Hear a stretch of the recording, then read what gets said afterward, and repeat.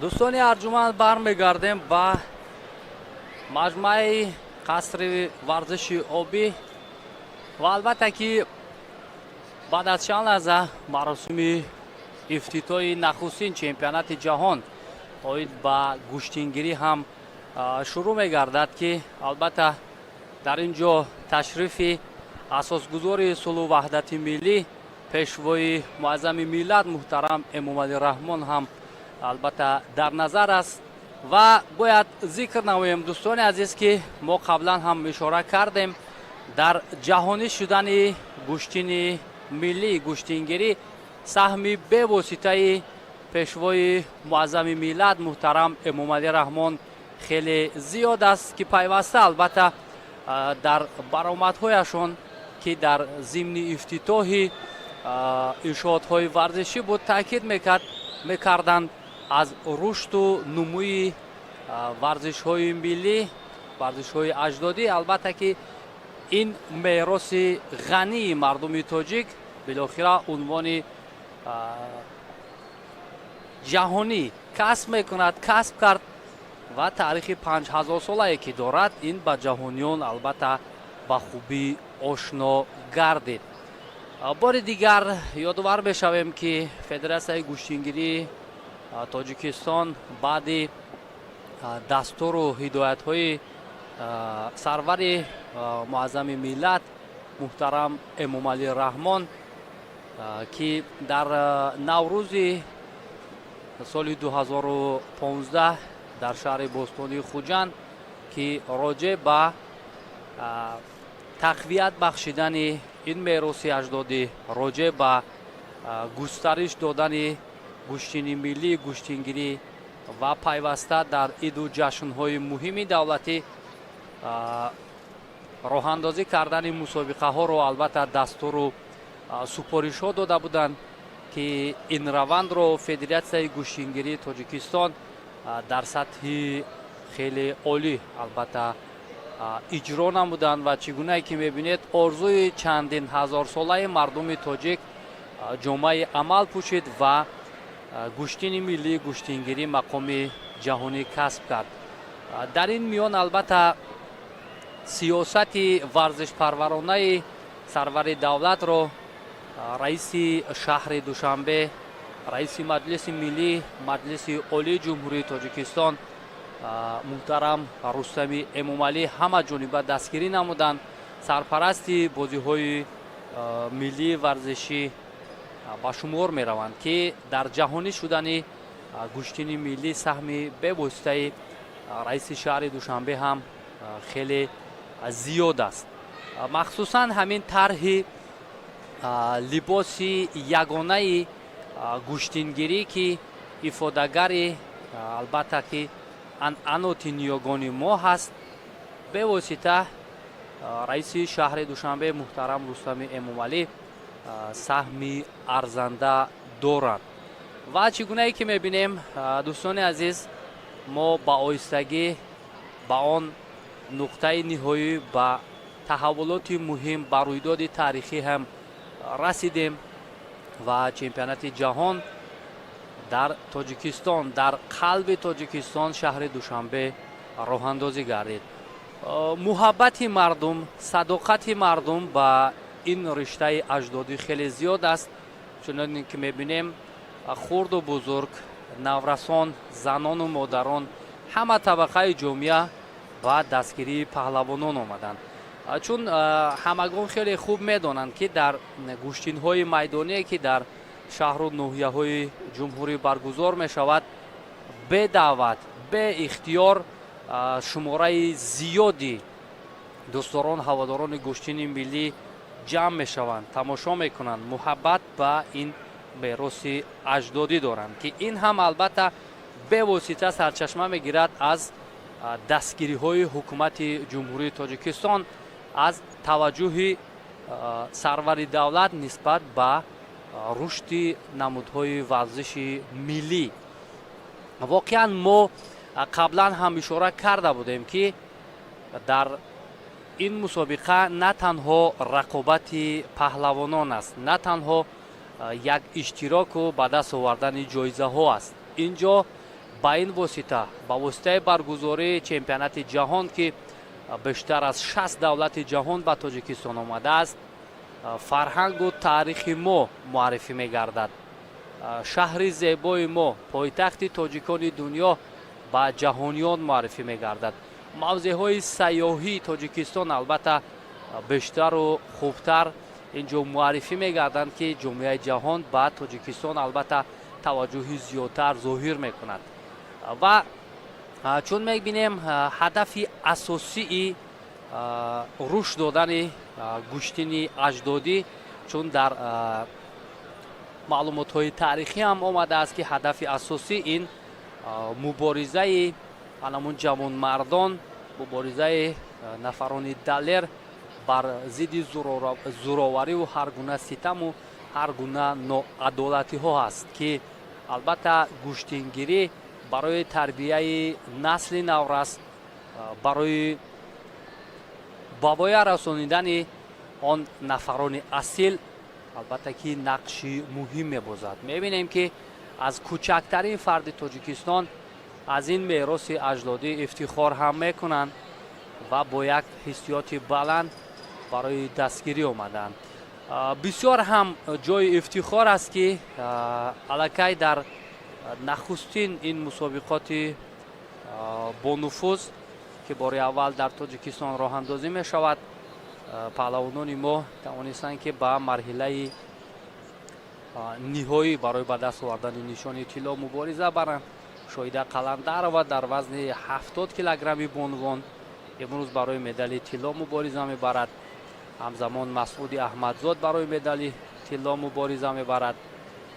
хуб мулло раҷаб халифаев ва шакармаҳмад мирмаҳмадов, ин паҳлавонон тавонистанд имрӯз таъби мухлисонро шод гардонанд. ҳар нафаре ки барои дастгирии варзишгарон омада буд ба ин маҷмӯаи бошукӯҳ аз ҳунарнамоии паҳлавонони тоҷик шод гаштанд. хуб, ёдовар мешавем бинандаи азиз ки агар мо таваҷҷӯҳ кунем ба таърихи гӯштини миллӣ дар шоҳномаи фирдавсии бузург ҳам дар солҳои 1590-1600 як аксе ҳам пайдо шудааст, дарёфт шудааст ки он ҷо як гурӯҳ ҳамон нафароне ки дар дарбор ҳастанд ҷамъ шуданд ва 2 нафар гӯштингирӣ мекунад. яъне ин аз таърихи бисёр ҳам бою ғанӣ гӯштингирӣ шаҳомату шӯҳрати он аст.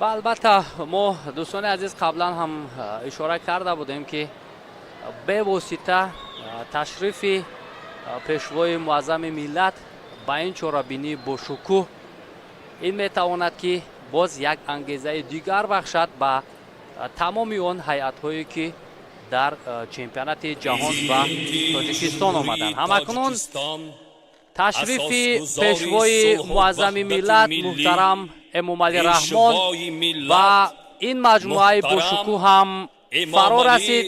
қудуми пешвои муаззами миллат хайрумақдам буд.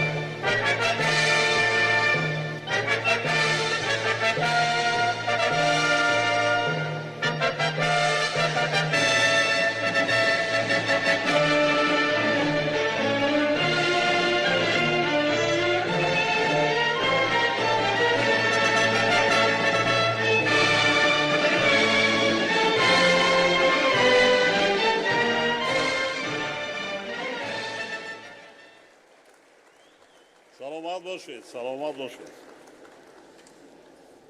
مهمانان عالی قدر، ورزشگران محترم، حاضرین گرامی، حضور هر یک شما را و نخستین چمپیونات جهان oid به گشتینگیری که در پایتخت سرزمینی بی‌شناسای تاجیکستان شهر دوشنبه دایر می‌گردد صمیمانه خیر مقدم می‌گویم.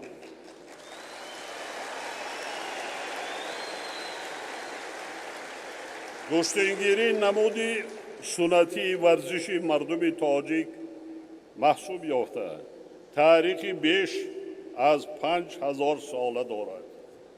در مسیر تاریخی طولانی ملت ما نوعهای گوناگون ورزش از جمله گشتینگیری در میان مردم فرهنگ سالار تاجیک محبوبیت زیاد داشته در برابر تقویت بخشیدن قوه جسمانی برای نورسان و جوانان همچون وسیله تربیه خصلت‌های نجیب انسانی خدمت کرده است.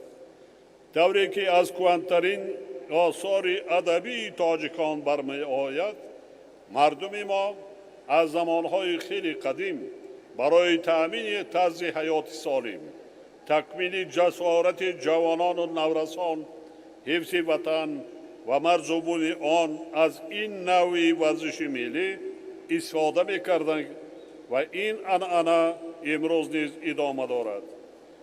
یکی از دوره‌های خیلی قدیم تا امروز پابرجا بودن نمودهای گوناگون ورزش از جمله گشتینگیری دلیل صاحب فرهنگ بودن ملت تاجیک رمز متانت، جسوری، توانایی و دلیری و شجاعت می باشد. مهیا نمودن شرایط سازگار انفراساختاری و تشکیلی برای رشد ورزش و شمول گشتینگیری در مرکز توجه حکومت تاجیکستان قرار دارد. مایه افتخار و سرفرازی که با تلاش و کوشش‌های پیوسته دولت و حکومت مملکت گشتین ملی تاجیکی مقام بین المللی کسب نمود. این است که کشور ما امروز میزبان چهاربینی‌های گوناگون بین المللی آید به این نمود ورزش از جمله نخستین چمپیونات جهان آید به گشتینگیری می باشد. به شرافت صاحب استقلالی پایتخت تاجیکستان شهر دوشنبه علاوه بر این که میزبان همایش‌های گوناگون بین المللی آید به آب و دیگر مسائل گلوبالی سیاره می باشد در این شهر زیبا و معاصر تاجیکان بزرگترین چهاربینی‌های سطح بین المللی ورزشی نیز برگزار می گردد. اگر در اولین چهاربینی سطح بین المللی این نمود ورزش که به خاطر معرفی گشتینگیری دایر گردیده نخستین تلاش ما برای جهانی کردن آن به حساب می رفت نمایندگان و ورزشگران 8 دولت دنیا اشتراک کرده باشند. در چمپیونات امروزه نمایندگان 62 کشور عالم اشتراک دارند. میخواهم ابراز دارم که ما مسئولیتی در سطح بلند برگزار نمودن چهاربینی‌های رسمی بین المللی گشتینگیری را به دوش خواهیم داشت. ما بعد نیز برای در سطح بلند تشکیلی دایر کردن چمپیونات آسیا، جام آسیا، چمپیونات جهان و جام جهان اینچنین دیگر مسابقه‌های سطح بلند ملی و جهانی آید به گشتینگیری تلاش خواهیم کرد. برگزاری چهاربینی سطح بلند بین المللی یعنی نخستین چمپیونات جهان آید به گشتینگیری عامل مهمی تقویت سلامتی و دوستی و همکاری انسان‌ها به شمار رفته پایتخت تاجیکستان عزیز ما شهر دوشنبه را همچون شهر صلح و دوستی معرفی می‌کند. باور دارم که برگزاری این چهاربینی مرحله تازه را در شناخت ورزش ملی تاجیکان در سطح جهانی آغاز می‌نماید و جهانیان شهر دوشنبه را همچون میزبان مسابقه‌های با نفوذ بین المللی بهتر و بیشتر می‌شناسند. بسا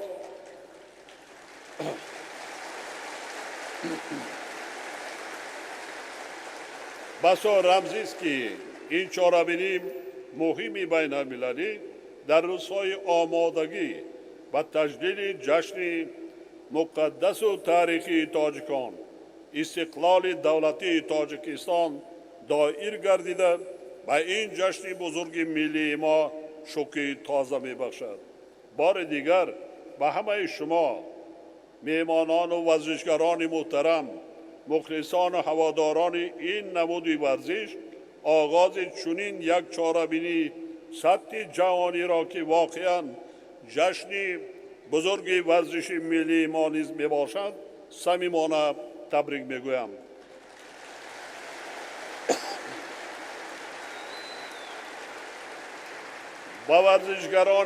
با ورزشگران پیروزی و فتح قله‌های بلند ورزش را آرزو می نمایم. نخستین چمپیونات جهان آید به گشتنگیری را کشاده گفته اعلان می نمایم.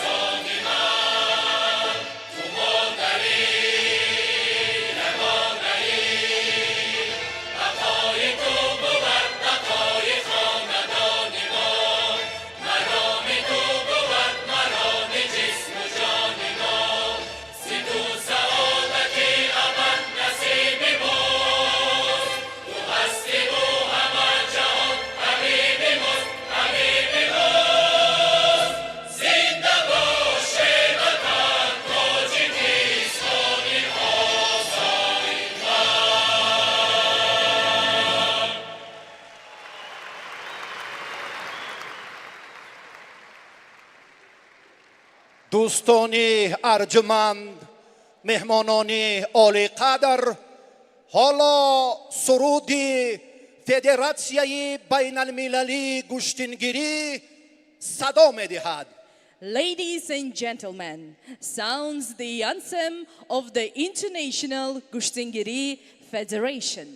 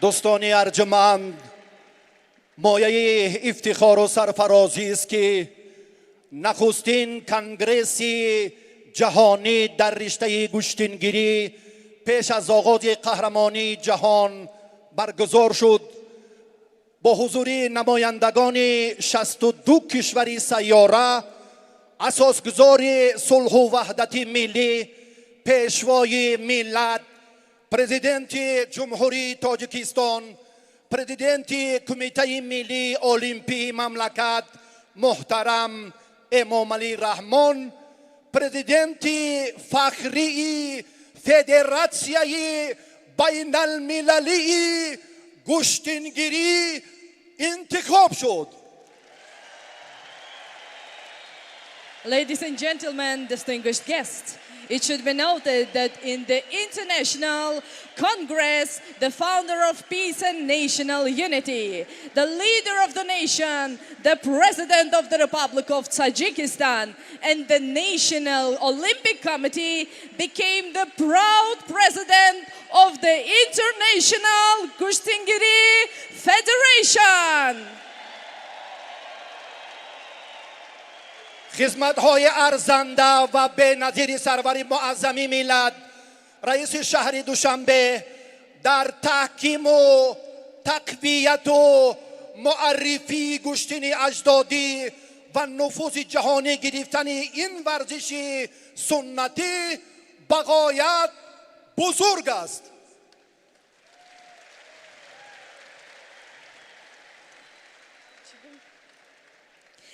Should be noted that with the help of the leader of the nation, the president of the Republic of Tajikistan, Honorable Imam Ali Rahman, and the chairman of the Dushanbe city, Honorable Rustami Imam Ali, Gushtangiri today became the international sport. حالا دوستان ارجمند، برنامه رنگین و پرمحتوای فرهنگی و نمایش تئاتری کنانیده شده منظور ما و شما می‌گردد. Distinguished guests, ladies and gentlemen, to your attention, the colorful, theatrical, and cultural program.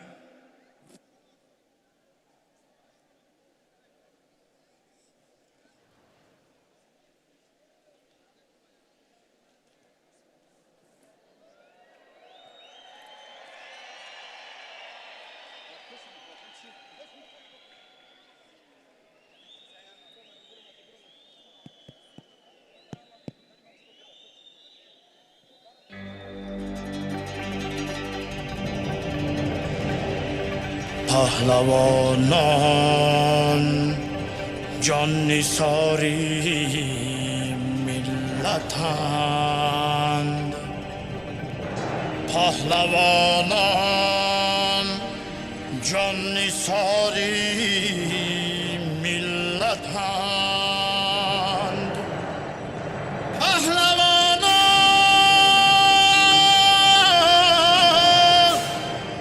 افتخاری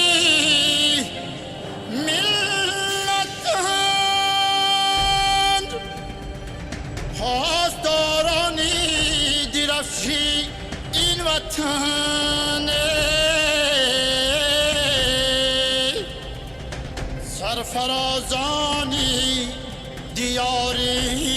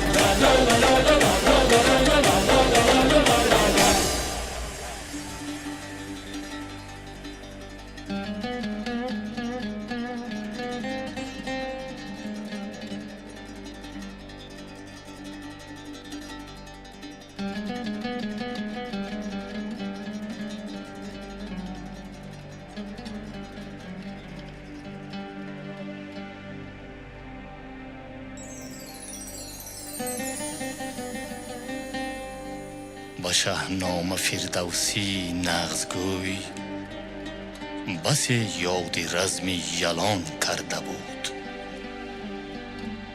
زی گشتین گرفتن سخن بود دوش، نگیرم فریب تو زین در مکوش.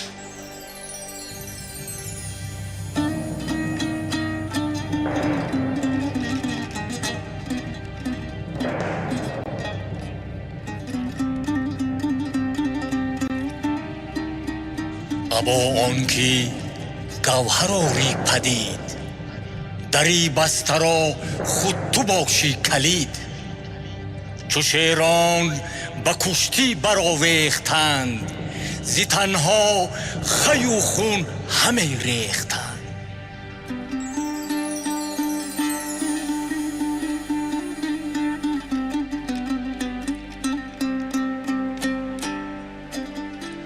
تو را با هنر گوهر است و خیرت، روانت همه از تو رامیش برد. دلیری زی هوشیار بودن بود، دلاور سزایی ستودن بود. بگویم تو را ای جوان پهلوان، که بیدار دل باش و روشن روان.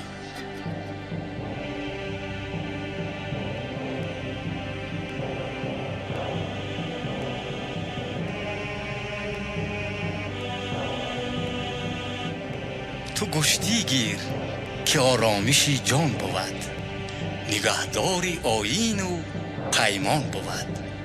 چو گشتی گیری ای جوان پهلوان، بخواهی که بیرنج ماند روان.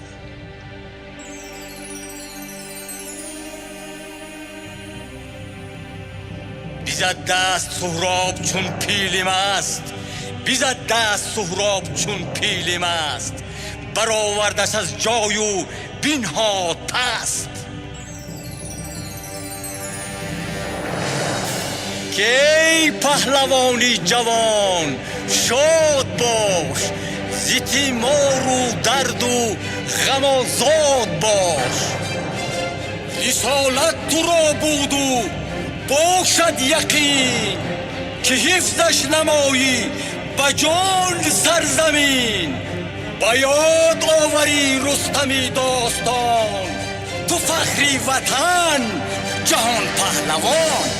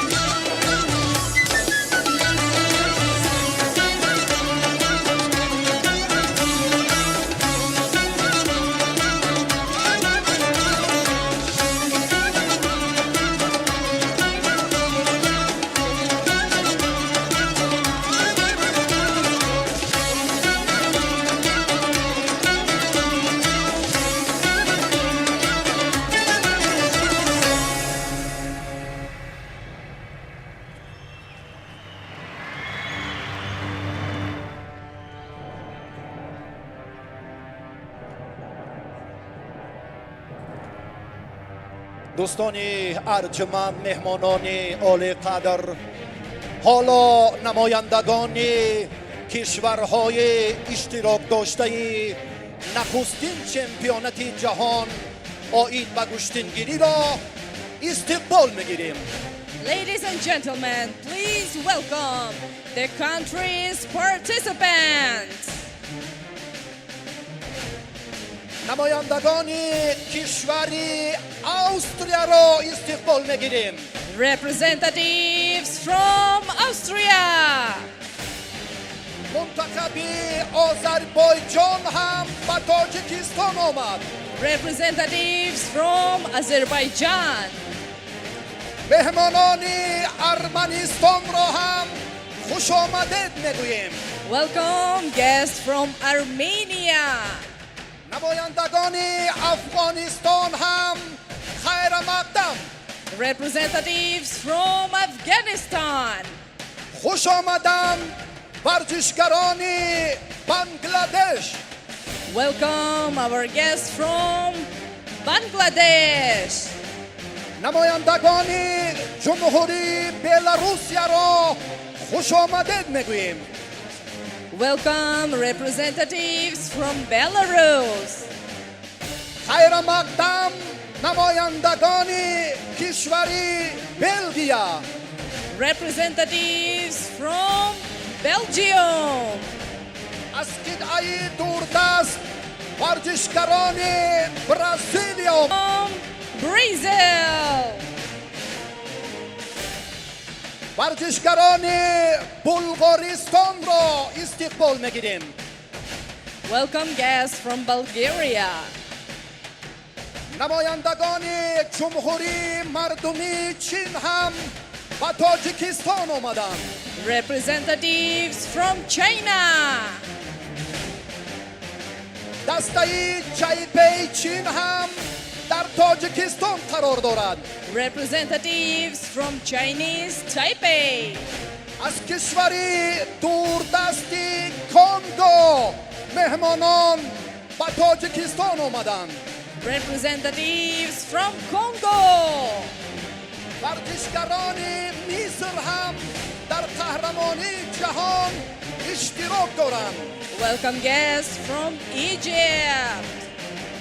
منتخب استونیا را هم خیر مقدم میگوییم. Representatives from Estonia. تشریف تیم فرانسه باعث سرفرازی ماست. Representatives from France. نمایندگان گرجستان هم مهمان مردم شرفمند تاجیکستانند. Representatives from Georgia.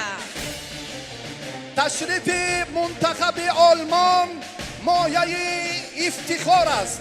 Representatives from Germany. نمایندگان بریتانیای کبیر را هم خیر مقدم میگوییم. Representatives from Great Britain. دسته یونان هم مهمانی ماست. Representatives from Greece. خیر مقدم نمایندگان کشوری هنگ کنگ. Representatives from Hong Kong. از مجارستان هم امروز مهمانان قدم رنجه کردند. Representatives from Hungary. نمایندگان هندوستان را هم خوش آمدید میگوییم. Representatives from India. ورزشگران اندونزیا هم برای شرکت در قهرمانی جهان به تاجیکستان آمدند.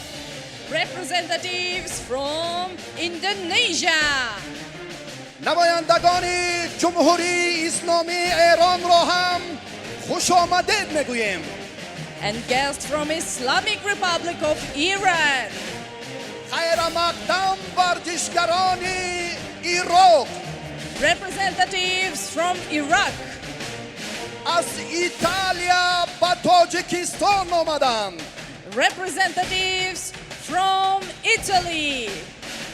نمایندگان کشور اردن هم اینجا هم.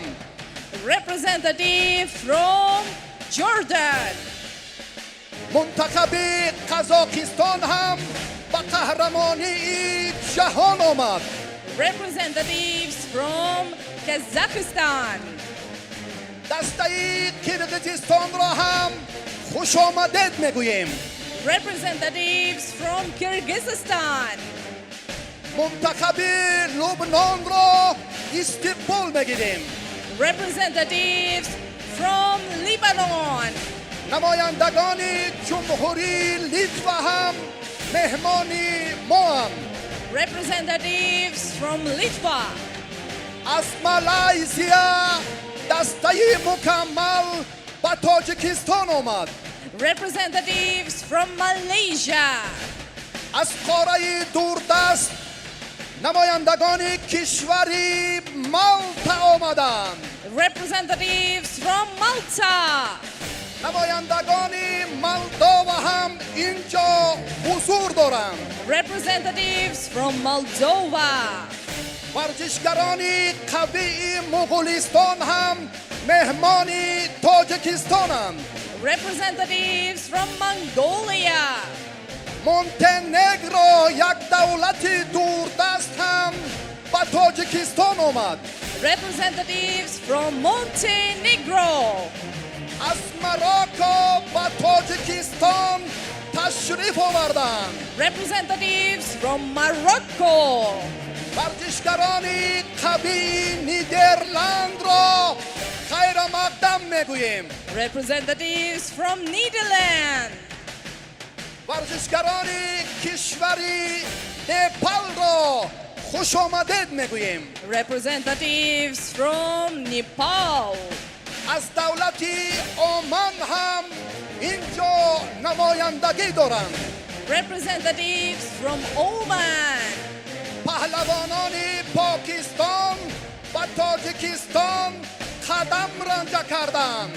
representatives from Pakistan, نمایندگان فلسطین را خیر مقدم میگوییم. welcome guests from Palestine, چهره های ارزنده فیلیپین هم مهمانی ما هم. representatives from Philippines, ورزشگران لهستان هم در تاجیکستان قرار دارند. welcome guests from Poland, از قاره اروپا نمایندگان کشوری پرتغالیا آمدند. representatives from Portugal, ورزشگران رومانیا هم به تاجیکستان آمدند. representatives from Romania, دسته پرقوت فدراسیای روسیه هم مهمان مردم ما هم. representatives from Russia, از عربستان سعودی با قهرمانی جهان آمدند.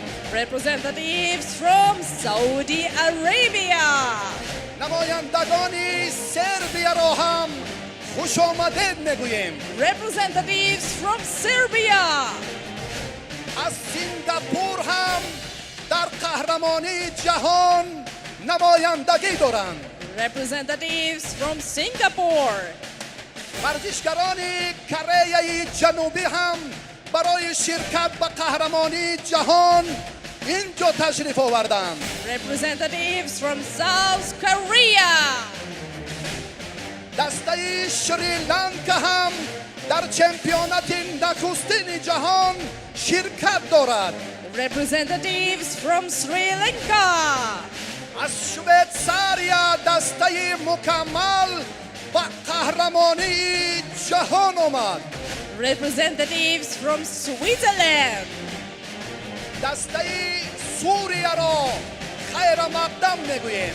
welcome guests from Syria, تایلندی ها هم با هیئت مکملش مهمانی مردم تاجیکستانند.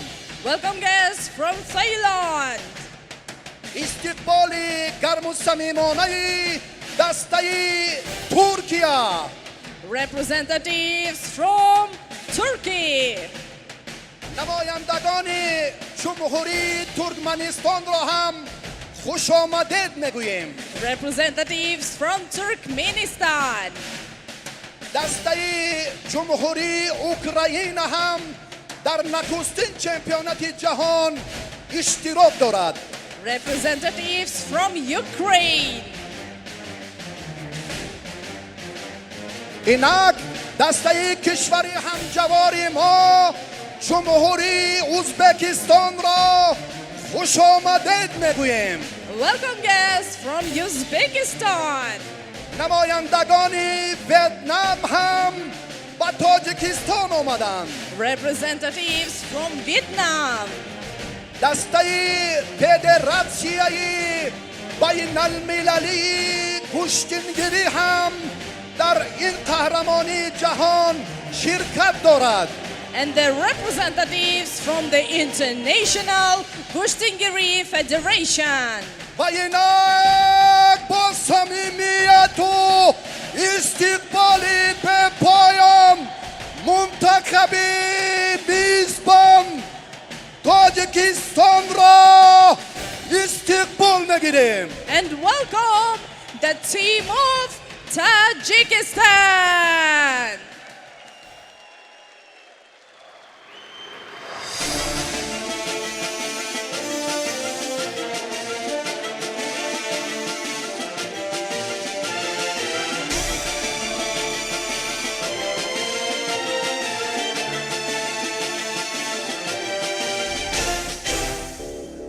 داشتیم اولین دسته رو، مردهایی کمر بسته رو.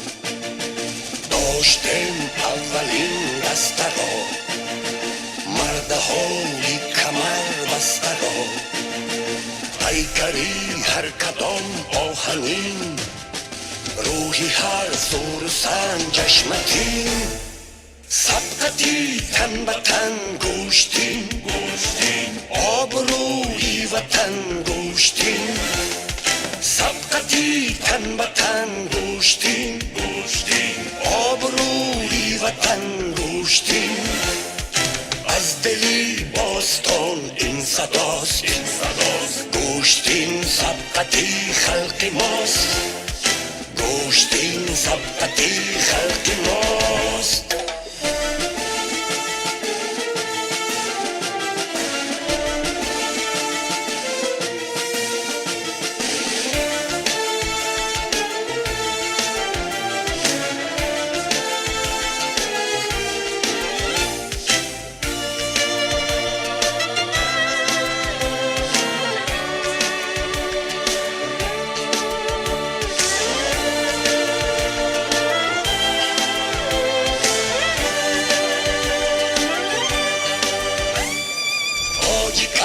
از ازل پرتوان، آب جاسورتن قهرمان.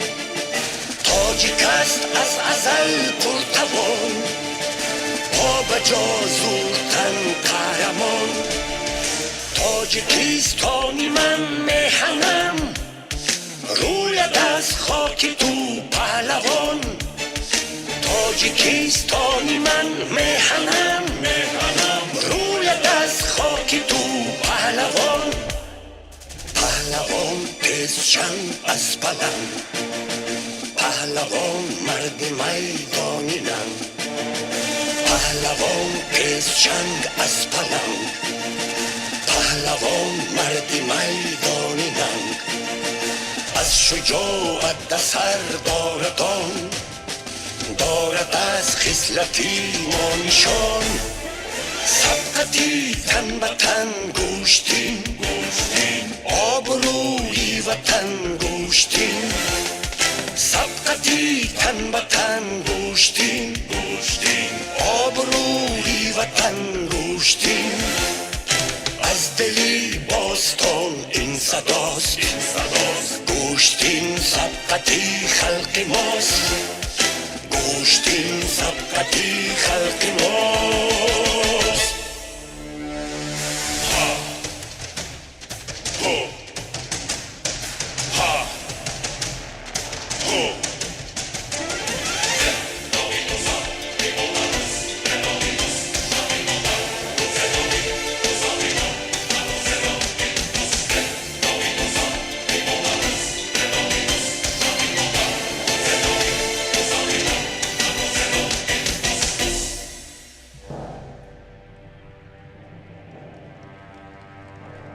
دوستان ارجمند، مهمانان عالی قدر، حالا مرحله نهایی روزی اول نخستین چمپیونات جهان آید به گشتینگیری بعد از چند لحظه برگزار می‌گردد. Ladies and gentlemen, now it's time to start the final round of the International Gushtingiri Championship. به ورزشگران برای ظفر و کامیابی آرزومندم و به شما مخلصان استراحتی با فراغت و طبع بالیده.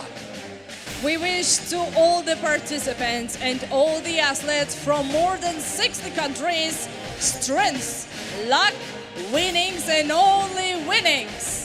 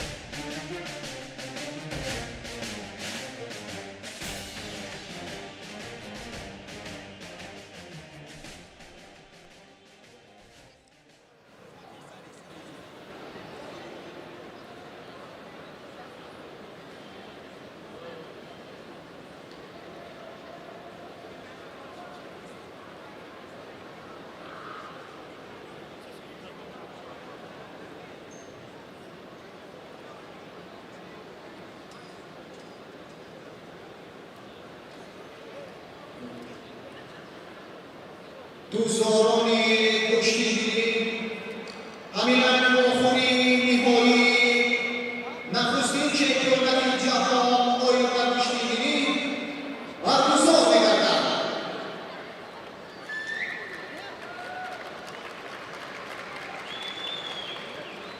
انجام رسید و این هم ببر برفی است که رمزی این مسابقات انتخاب گردیده بود. این هم با این واسطه معرفی حیوانات نادری کشور عزیزمون هم با حساب می رود. اما کنون بعد از چند لحظه ما شاهد رقابت های مرحله نهایی می شویم. ابراهیم کریموف از ازبکستان دوباره مرکز است. کانبولد از ویتنام با او کمک می کند.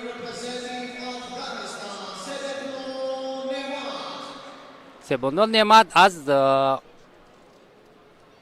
افغانستان دوباره کنجی با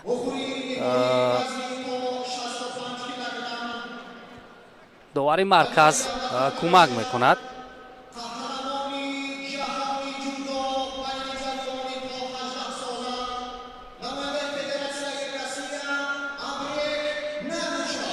همینطور با یک تکی کبوت ابرگ نگوچف قهرمان جهانی تا 17 ساله در رشته گوشتنی جودو با میدان وارد می شود. در وزن 65 کیلوگرم برای به دست آوردن نشانی طلا. بر مقابل این پهلوان فدراسیون روسیه مولا رجب خلیفایف یکی از پهلوانان موفق ما مبارزه میبرد.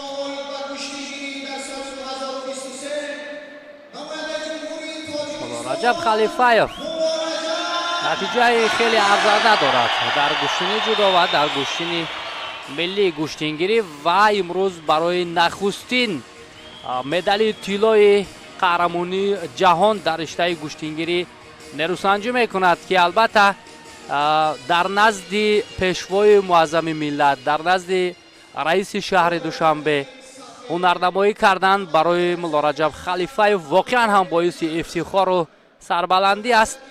و اکنون معرفی ورزشکاران یک بار دیگر ابرک نگوچف از فدراسیون روسیه با یک تکی сафед Муллораҷаб Халифаев аз Тоҷикистон бо либосҳои сабз рақобатро шурӯъ мекунанд бо адои эҳтиром ба ҳамдигар ва бо амри довари ӯзбекистонӣ. баъдан рақобат шурӯъ мешавад. инҷо як лаҳза таваққуф ба хотири дуруст кардани ҳамон намолавҳа. ҳама чӣ омода аст. Муллораҷаб Халифаев имрӯз ҳунари арзандаи худро ба таври олӣ нишон дод. дар марҳилаи ниманиҳоӣ Шаҳбоз Саидаброров паҳлавони дигари тоҷикистонро шикаст дод ва ба ин ҷо омад. хуб амр мекунад довари ӯзбекистонӣ. гиред рақобат шурӯъ мешавад. Муллораҷаб Халифаев нахустин шуда, чун мебинем аз остин медорад ва аз боло доштан хеле мувофиқ аст. барои Муллораҷаб Халифаев ҷиҳати партов кардан имконият пайдо мешавад барои ҳалуки даруна, вале Нагучев ҳам хеле паҳлавони соҳиб таҷриба аст. Фарух Собиров ишора мекунад, тавсия медиҳад ба Муллораҷаб Халифаев ки чӣ гуна бояд рафти қуввазмоиро ба инобат гирад ва ин ҷо имтиёзи бадан бар паҳлавони мо дода мешавад. хеле амалкарди хуб буд аз ҷониби Муллораҷаб Халифаев, вале каме суръат нарасид, вагарна ин ҷо имтиёзи паҳлу ҳам гирифтан мумкин буд.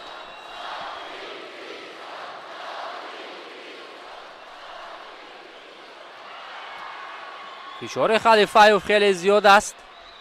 Нагучев ҳам дар ин ҳолат кӯшиш кард аз сари остин дорад барои иҷрои усул, вале муваффақ нашуд, чунки фаъоли Халифаев ба хубӣ ба назар мерасад.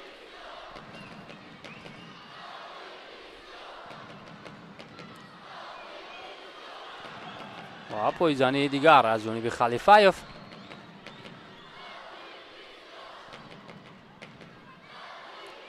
аммо мавқеиятро бояд ба ҳариф нагузорад, чун ӯ таҷрибаи бисёр дар гӯштини ҷудо дорад. метавонад ки аз воситаҳои гуногун истифода барад. ин ҷо боз бадан бояд бошад барои ҳаракати Халифаев, вале на.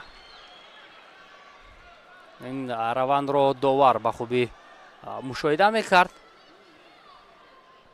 ва баҳогузорӣ ҳам накард ба ин амалкарди Халифаев. ба ҳар ҳол як бадан ин пешсафи паҳлавони моро нишон медиҳад, вале то ба анҷом расидани вақти асосӣ фурсат ҳаст барои тағйир додани натиҷа. Халифаев аз боло медорад. ин имконияти хубест ва камфаъол аст Нагучев.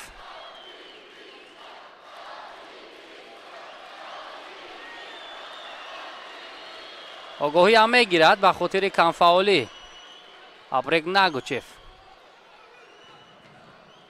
мо қаблан ҳам ишора карда будем, дӯстони азиз, ки бисёр ҳам боиси ифтихор аст ки дар 4 вазне ки имрӯз доир шуданд, дар 4 вазн намояндагони Тоҷикистон барои медалҳои тилло мубориза мебаранд.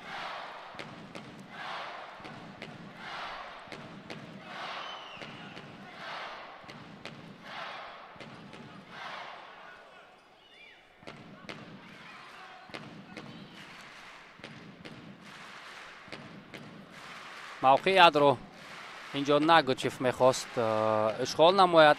аз камарбанди Халифаев дорад, вале ин амалкарди паҳлавони мо бидуни натиҷа монд ва бори дигар мехоҳад партов кунад Халифаев ва довари ӯзбекистони ҳам ишора мекунад ки ин ҷо чизе нест, имтиёз нест. ба ҳар ҳол фаъол аст.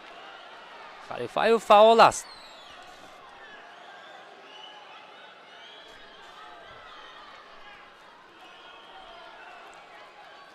чӣ ҷои ифтихор аст? воқеан ҷои ифтихор аст. ин ҷо танбеҳ ба паҳлавони Федератсияи Русия Нагучев дода мешавад. ба чӣ хотир ман гуфтам ҷои ифтихор аст? чун албатта ин мероси гаронбаҳои мардуми тоҷик, чун мебинем ба гӯши ҷаҳониён рафт, имрӯз аз ҷониби ҷомеаи ҷаҳон эътироф шудааст ва бо як шукӯҳу шаҳомати хоса ин мусобиқот баргузор мешавад. Инҷо бадан ишора мекунад довар ва боз мехоҳад аз наворҳои такрорӣ ҳам истифода борад ба хотири мутмаин шудани ин қароре ки бароварда шуд.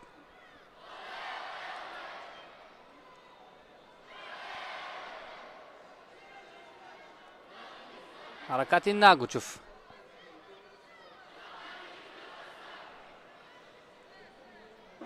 барои ҳамин амал кард. Инҷо бадан гузошта шуд ё дигар ҳолат буд? На ҳамин пойзание ки аз ҷониби Абрак Нагучев буд, ба ҳамин хотир бадан баҳогузорӣ шуд.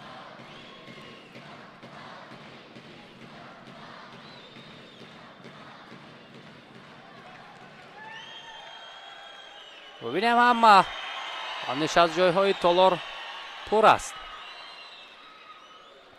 ва акнун қарор бароварда шуд. бадан нест, яъне фаъоли паҳлавони Федератсияи Русия инҷо дида нашуд. ба ҳамин хотир ба ӯ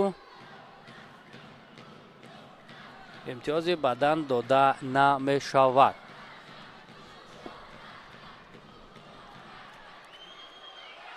аз ҷиди ҳамларо инҷо хеле хуб истифода мекунад Муллораҷаб Халифаев,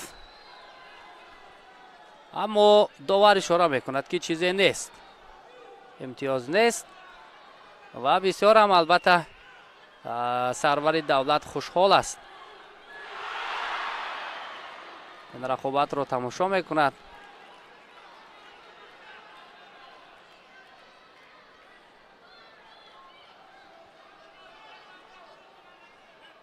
ин ҷои бисёрам ифтихор аст ки имрӯз анъанати ниёгони мо, мероси бою ғании тоҷикон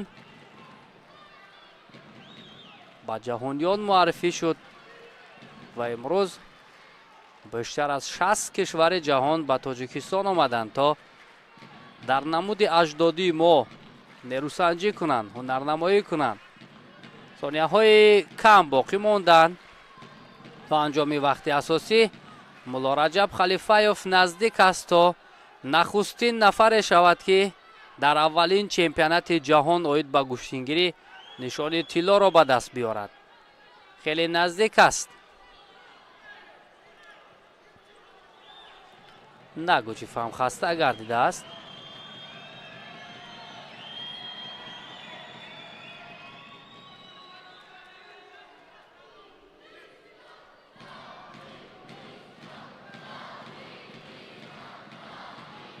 рақобат боз шурӯъ мешавад. талошҳо барои гирифтани имтиёз, вале Муллораҷаб Халифаев ҳам дифои хеле олӣ дорад то ҳамин лаҳзаҳо, чун пешсаф аст, ба хубӣ медонад ки ин ҳолат бояд дифоъ карда шавад.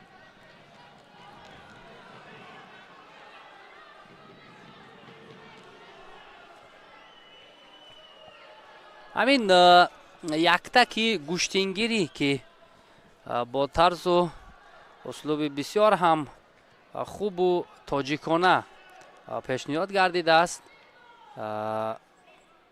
як хусусияти хоси дигари анъаноти ниёгони мо ҳам ба ҳисоб меравад.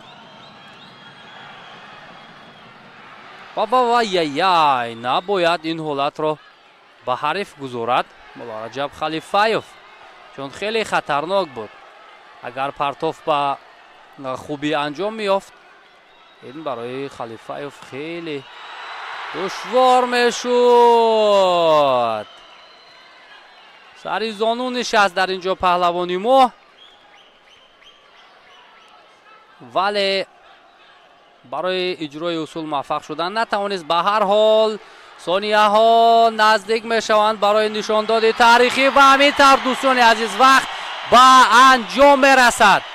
Муллораҷаб Халифаев дар вазни 65 килограмм аз Тоҷикистон унвони қаҳрамонии ҷаҳонро дар нахустин чемпионати ҷаҳон дар риштаи гӯштингирӣ ба даст меорад. медали тилло моли Муллораҷаб Халифаев шуд ва ӯ нагузошт ки ин нишони тилло дар вазни 65 килограмм берун аз ватан равад. Бисёр ҳам ҳунарнамоии шоиста дошт имрӯз Муллораҷаб Халифаев ва ниҳоят ба нуқтаи ниҳоӣ расид.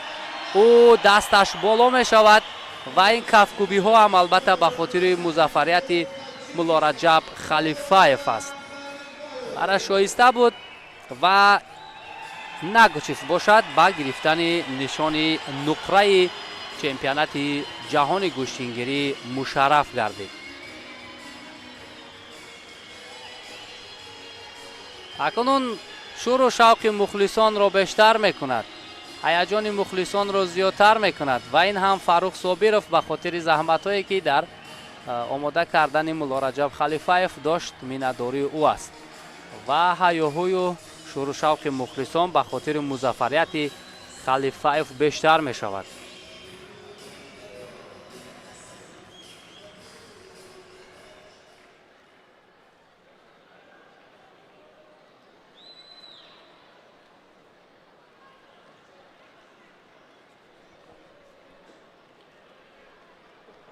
таваҷҷӯҳ мекунем ба он амалкарде ки барои Муллораҷаб Халифаев пирӯзӣ овард.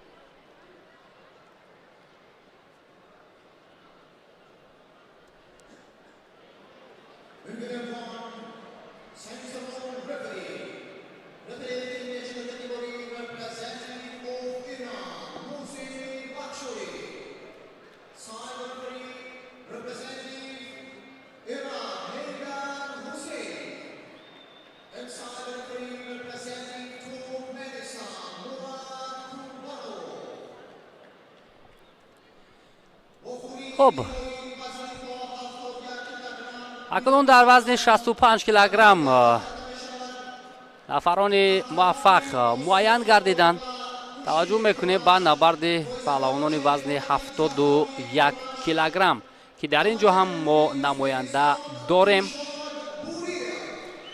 хуб, ҳамин тавр Дилшод Буриев аз Узбекистон бо яктаки сафед дар вазни 71 килограмм барои ба даст овардани нишони тилло андари майдон мешавад ки бар муқобили ӯ Масъуди Аҳмадзод аз Тоҷикистон бо яктаки сабз нерӯсанҷӣ мекунад ки боз як дастоварди дигар, боз як натиҷаи хуби дигарро мо интизорем аз Масъуди Аҳмадзод ки дар назди шумораи зиёди мухлисон зери дастгирии ана ҳамин мардуми зиёд ҳунарнамоӣ мекунад. Масъуди Аҳмадзод. Масъуди Аҳмадзод дар даври нима ниҳоӣ тавонист яке аз паҳлавонони муваффақи дигари мо Мирзоҷамил Рамазоновро шикаст бидиҳад, баъдан ба ин марҳила биёяд. хуб, ҳамин тавр маърифӣ мешаванд бори дигар. Дилшод Буриев бо яктаки сафед Узбекистонро намояндагӣ мекунад. Масъуди Аҳмадзод бо яктаки сабз намояндаи Тоҷикистон. рақобат оғоз мегардад, дастфишуру эҳтиром ба ҳамдигар ва бо садои гирет аз ҷониби довар нерӯсанҷӣ шурӯъ мешавад. бубинем наздик 40 довари сатҳи байналмилалӣ ки дар ин мусобиқоти бонуфуз ширкат мекунанд, ҳамагӣ бо лаҳни зебои тоҷикона ҳусулҳоро амр мекунанд ва нахустин шуда Масъуди Аҳмадзод имтиёзи баданро соҳиб мешавад. ин дар оғози рақобат бисёр хуб аст ки ӯро пешсаф мекунад.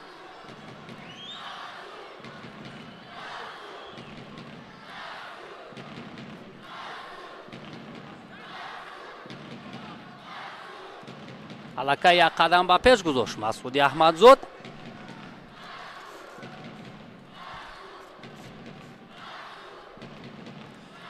дар марҳилаи ниманиҳоӣ намояндаи Узбекистон ҳам хеле ҳунарнамоии олӣ дошт, чун яке аз муддаиёни ин вазнро аз ҷумҳурии исломии Эрон аз садди рӯи худ берун кард.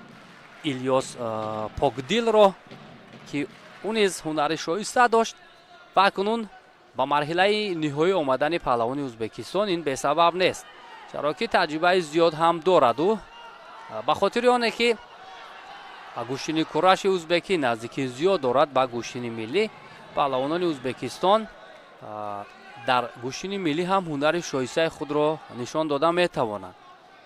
ва мебинем ҳама табақаи ҷомеа хурду бузург инҷо паҳлавононро дастгирӣ мекунанд, рақобатро тамошо мекунанд.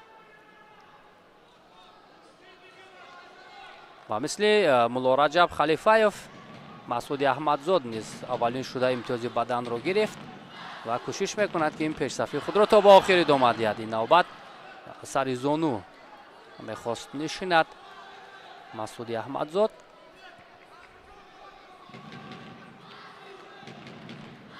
ва бубинем дар вазни 70 килограмми бонувон ҳам намояндаи Узбекистон дар финал аст.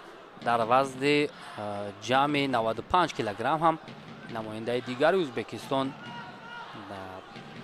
дар марҳилаи ниҳоӣ қарор дорад. яъне ҳамон сухане ки мо гуфтем инҷо, боз Масъуди Аҳмадзод ҳаракат барои гирифтани имтиёз ки бисёр ҳам фаъол буд дар ин ҳолат.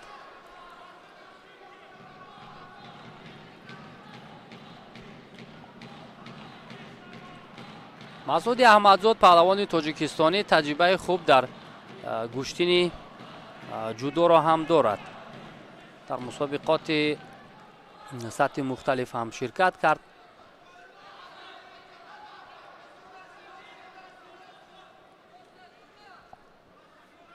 дар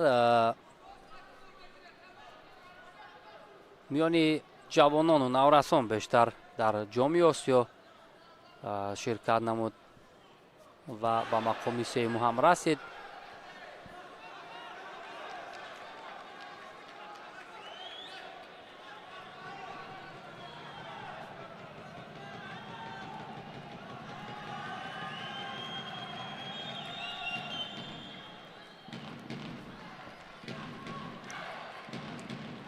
албатта гӯштингирӣ, чун мо қаблан ҳам ишора кардем, хусусияти бисёр ҳам хуби тарбияи насли наврасро дорад ки онҳоро дар рӯҳияи ҷавонмардиву мардонагӣ тарбият мекунад. ва ҳадафи асосӣ, чун мо қаблан ҳам ишора кардем, ҳамин буд ки аҷдодони мо ба хотири тануманд ба воя расидани насли наврас ин варзишро бароварданд, пешниҳод карданд, мусобиқаҳо гузаронданд бо шаклу услуби ҳамон замони худашон. ва бубинем ки ба оҳистагӣ ҳамин мероси ниёгони мо то ба сатҳи ҷаҳон расид, қонуну қоидаҳои худро пайдо кард, либоси ягонаи худро пайдо кард. огоҳӣ ҳам мегирад инҷо Дилшод Буриев. ин албатта бар суди Масъуди Аҳмадзод аст. ва агар қаблан танҳо дар ҷашни Наврӯз дар шаҳру ноҳияҳо ин мусобиқа роҳандозӣ мешуд бо дастгириҳои бевоситаи пешвои муаззами миллат муҳтарам Эмомалӣ Раҳмон ва раиси шаҳри Душанбе муҳтарам Рустами Эмомалӣ, бубинем ки ин варзиши ниёгони мо сатҳи ҷаҳонӣ касб мекунад. акнун хам гӯштин гирифтан, сари худро хам карда гӯштин гирифтан огоҳӣ меорад ба Масъуди Аҳмадзод. вале ин огоҳӣ ӯро пешсаф мекунад бо имтиёзи ҳалол. паҳлавони ӯзбекистониро шикаст медиҳад Масъуди Аҳмадзод ва дуюмин нишони тилло акнун дар рӯзи аввали чемпионати ҷаҳони гӯштингирӣ ба хазинаи варзиши Тоҷикистон меравад.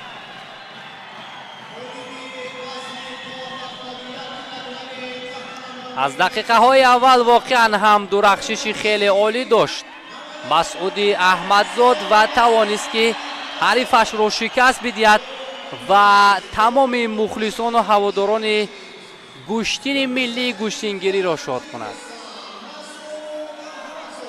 ҳамин тавр бояд мешуд, чаро ки мо мизбонем. ин навъи аҷдоди мо аст. мо аз мактаби гӯштини миллӣ гузаштем. пас ҳамин касбиятро мо дар назди ин қадар мухлисон ва он паҳлавононе ки аз кишварҳои хориҷ омадан нишон додед.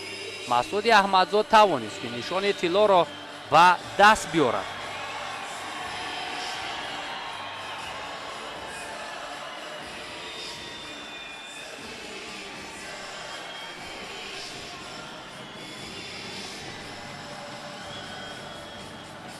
бисёр ҳам хуб дурахшид Масъуди Аҳмадзод.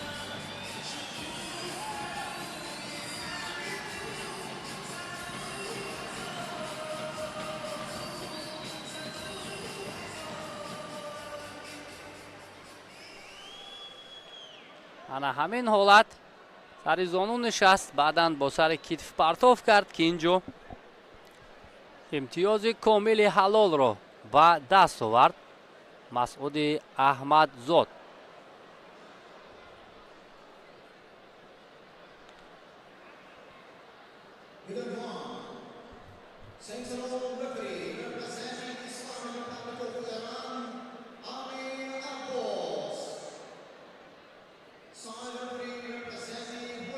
дар чунин ҳолатҳо албатта ёфтани мавқеият партов кардан хеле мушкил аст, аммо дар зеҳни Масъуди Аҳмадзод ин ҳолат ба хубӣ омад ва партов кард ки бо имтиёзи ҳалол даст боло шуд.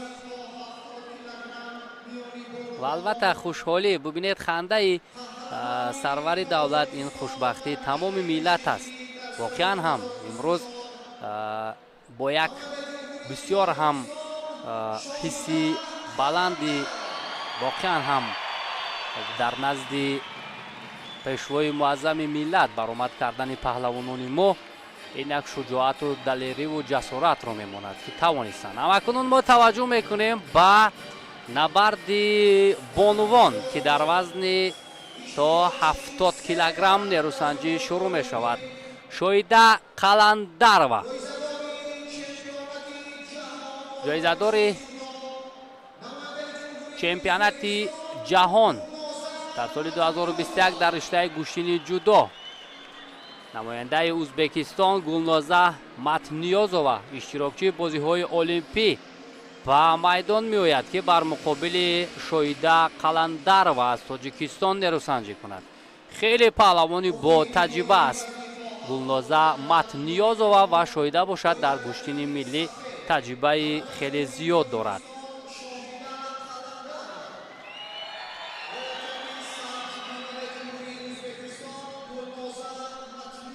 خب گلنازه متنیازова با یک تکی سبز نروسنجی میکند.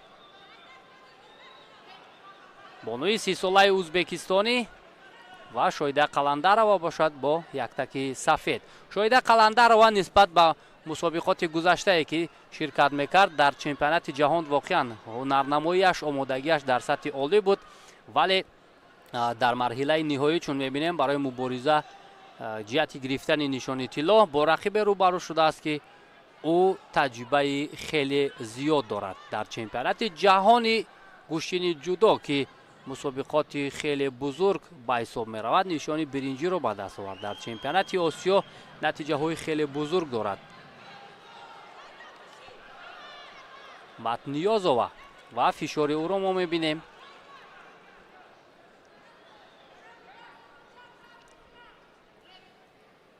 بار دیگر یادآور میشویم بیننده عزیز که برای آن نفرانی که برای اون پهلوانانی که مقام اول رو اشغال میکنند $20,000 آمریکایی، برای نفرانی که زینه دوم رو اشغال میکنند $10,000 و برای دو جای سوم $5,000 آمریکایی مکافات پولی تحفه کرده می شود که این واقعا خیلی قدردانی عالی است برای پهلوانان. این مربی شایده است که صدا میکند برایش.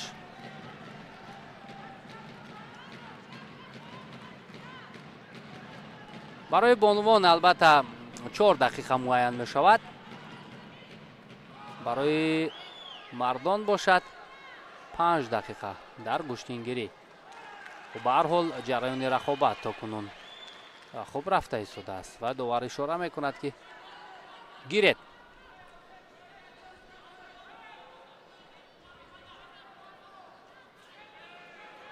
муваффақият барои паҳлавони ӯзбекистонӣ, бонуи ӯзбекистонӣ ва дар ҳол бо усули камарӣ инҷо мехост партов кунад Матниёзова, вале хушбахтона ин ҳолатро Шоҳида Қаландарова ба хубӣ пай бурд.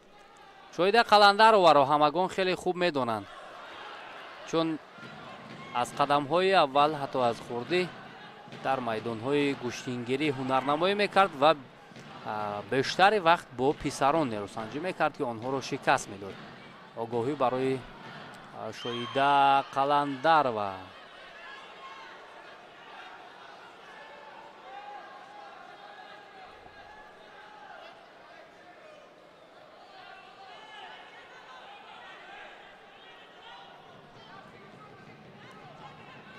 ду дақиқа сипарӣ шуд.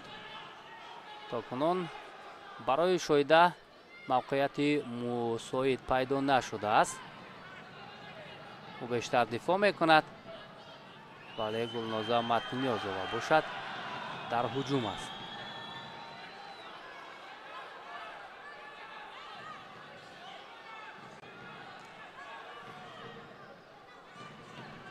дар се рақобати қаблияш хуб дурахшид Шоҳида Қаландарова ва ин фишори Матниёзова буд, ки аз ҷониби довар бадан баҳогузорӣ шуд.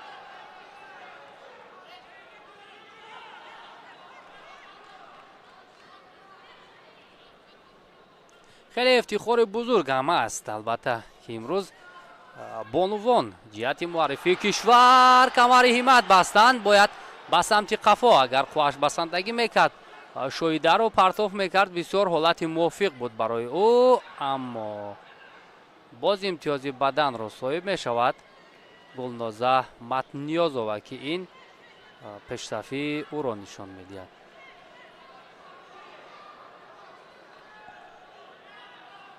Фазилат Гулбоева ва Мавлуда Одинаева, ду бонуи дигари мо, ки фардо ҳунарнамоӣ мекунанд. дар экранҳои мову шумо буд як лаҳза.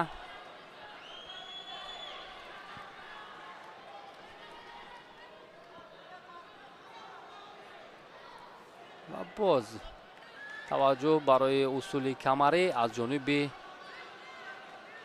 Гулноза Матниёзова.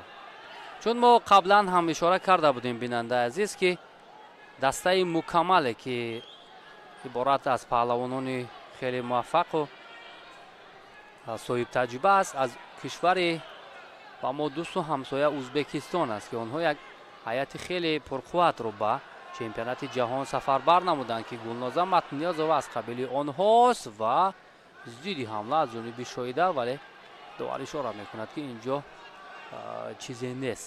сонияҳои охири вақти асосӣ ҳам сипарӣ шуда истодааст. бо ду бадан Гулноза Матниёзова аз Ӯзбекистон пешсаф аст.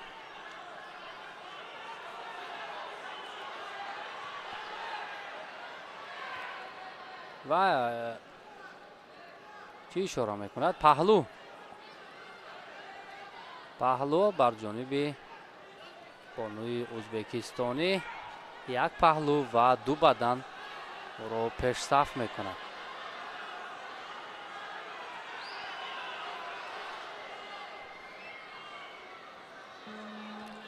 хуб, ҳамин тавр вақтам ба анҷом мерасад. Шоҳида Қаландарова дар аввалин чемпионати ҷаҳон оид ба гӯштингирӣ ба гирифтани медали нуқра мушарраф мегардад, ки ин ҳам дастоварди хеле хуб аст. ва Гулноза Матниёзова аз ҷумҳурии Ӯзбекистон бошад, қаҳрамони ҷаҳон дар чемпионати ҷаҳони гӯштингирӣ мегардад.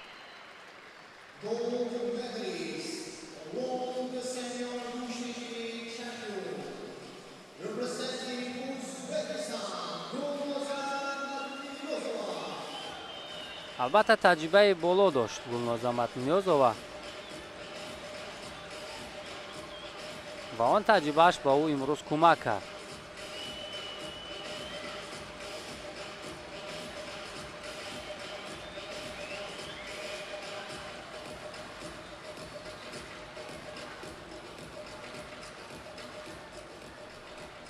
таваҷҷӯҳ мекунем ба раванди қуввозмоӣ ки такроран барои мо шумо нишон дода мешавад.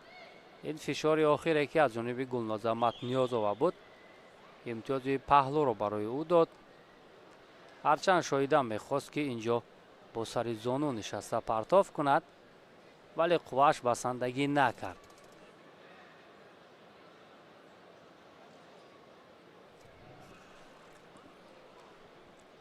хуб, ба ҳар ҳол рӯзи аввали рақобатҳо барои паҳлавонони мо хуб сипарӣ шуд, чун бештари нишонҳоро ҳам то кунун ба даст овардем.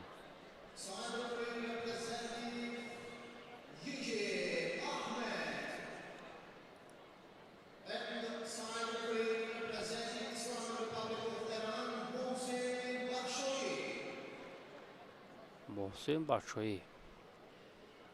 хуб, доварон ҳам муайян гардидан барои ҳакамӣ кардани вохӯрии ниҳоӣ дар вазни ҷамъи 95 килограмм. муҳсин ҳисомиддинов, чемпиони бисёркалатаи Ӯзбекистон дар риштаи кураш, қаҳрамони ҷаҳон дар риштаи кураш ва дорандаи нишони тиллои панҷумин бозиҳои осиёӣ дар экранҳои мову шумо аст. муҳсин ҳисомиддинов бо яктаки сафед ки имрӯз барои медали тилло мубориза мебарад. бар муқобили ӯ бошад намояндаи Тоҷикистон, паҳлавони шинохтаи мо Шакармаҳмад Мирмаҳмадов нерӯсанҷӣ мекунад. Шакармаҳмад Мирмаҳмадов бо муҳсин ҳисомиддинов борҳо рӯбарӯ шуданд, аз ҳамдигар шинохти хуб доранд ва имрӯз ҳам имкони боз рӯбарӯ шудани ҳамдигар аст, аммо ин навбат дар мусобиқаи муҳташам дар чемпионати ҷаҳон. барои Шакармаҳмад Мирмаҳмадов хеле рақиби сахту сангин дар марҳилаи ниҳоӣ рӯбарӯ ҳаст ки мо таваҷҷӯҳ мекунем ба ҷараёни ин рақобат. муҳсин ҳисомиддинов аз Ӯзбекистон яктаки сафед дорад. Шакармаҳмад Мирмаҳмадов бошад аз Тоҷикистон бо яктаки кабуд рақобатро шурӯъ мекунанд. бо адои эҳтиром, дастфишурӣ ва баъдан бо амри довар рақобат шурӯъ мешавад. муҳсин ҳисомиддинов, паҳлавони 35-солаи Ӯзбекистон ки барои мардуми тоҷик албатта бегона нест. шинохти хуб доранд мухлисони мо аз ин паҳлавон. пайваста дар мусобиқаҳое ки дар шаҳру ноҳияҳои кишвар дар арафаи ҷашни наврӯз баргузор мешавад, муҳсин пайваста ширкат мекунад ва дар Тоҷикистон мухлисони зиёд ҳам дорад. нахуст ӯ мехост бо усули камарӣ партов намояд, вале Шакармаҳмад Мирмаҳмадов аз ин ҳолат ба хубӣ пай бурд. Шакармаҳмад Мирмаҳмадов дар ин мусобиқа нисбат ба сабқатҳои пешинааш хеле хуб ҳунарнамоӣ кард, махсусан бар муқобили паҳлавони Руминия ки хеле вазни гарон дошт. Даниел Натаме хеле хуб ҳунарнамоӣ кард. ракаи наздик ба 1 дақиқа ҳам сипарӣ мешавад. муҳсин ҳисомиддинов огоҳӣ гирифт, камфаъол буд дар ин ҳолат, аз рӯи гирем баромад ва Шакармаҳмад Мирмаҳмадов хеле мавқеияти хубро ишғол кардааст ва метавонад инҷо ҳалуки дарунаро истифода кунад. бисёр ҳолати мувофиқ буд барои паҳлавони мо, вале ба таври арзанда истифода карда натавонист ҳамин ҳолатро ки ин метавонист ки аллакай дар ин дақиқаҳо тақдири рақобатро ҳал кунад. Шакармаҳмад Мирмаҳмадов вақте ки аз боло медорад бисёр мувофиқ аст барои ӯ, аммо аз ҳад зиёд наздик шудан хатар дорад, чаро ки муҳсин ҳисомиддинов таҷрибаи сабқатҳои ҷаҳониро зиёд дорад ва метавонад ки як пойзание ки ба мисли ҳамватани худ Олтибоевро кард, ҳамин гуна ҳаракат кунад. احتیاطکاری هم خوب است برای شکر محمد میر محمدов. آن نفرانی که به گوشتین توجه دارند خیلی خوب میدانند که شکر محمد میر محمدов در رشته گوشتین جودو هم چند سال البته فعالیت داشت، در مسابقات مختلف شرکت کرد و اکنون با گوشتین ملی و گوشتین کورش گذشت.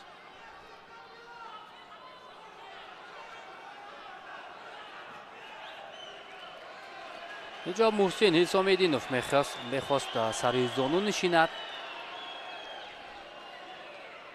ولی برای برآمدن از روی گلیم تنبیه میگیرد محسن حسامدینов و باز پس گرفته می شود این تنبیه، چون داوران کنجی هم اشاره کردند که اینجا چیزی نبود.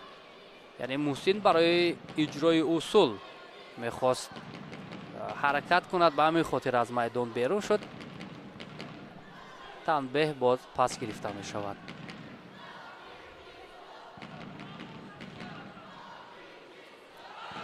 موقعیت برای شکر محمد میر محمدov از بالا می دارد. توجه برای حلوکی درونه است، ولی الکی محسن پای برد که پهلوانی ما چی می خواهد.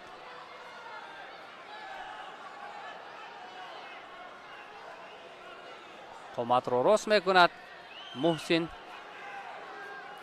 و برای موقع نه، اینجا هم نتوانست پهلوانی ما.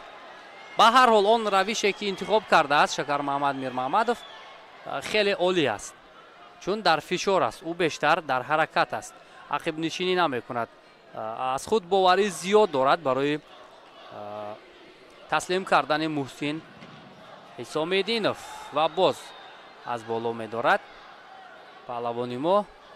و محسن هم چون می بینیم از کمربند شکر محمد میر محمدov داشته است.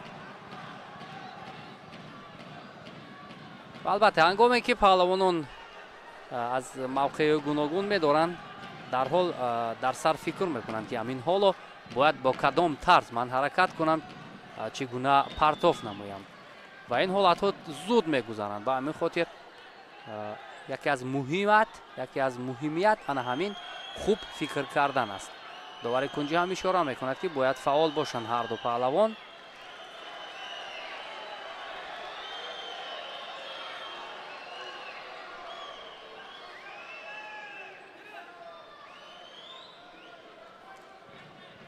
دقیقه آخر، ثانیه آخر سپری می شود، ولی نتیجه تا کنون نیست. یک آگاهی دارد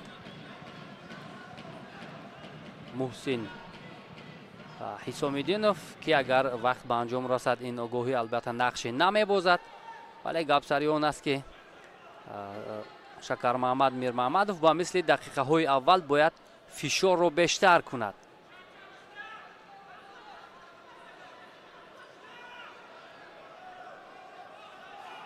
محسن از گریبان اکنون مستحکم داشت،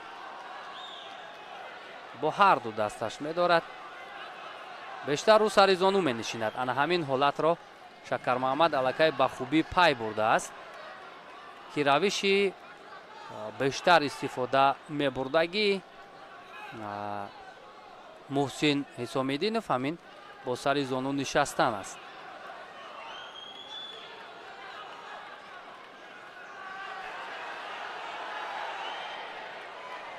شکر محمد میر محمدov از روی گلیم بیرون می رود. این نمایندگان دسته های مختلف برای ما شما نشان داده می شود و اشاره می کند داور که گیرد و اینجا وقت به انجام می رسد.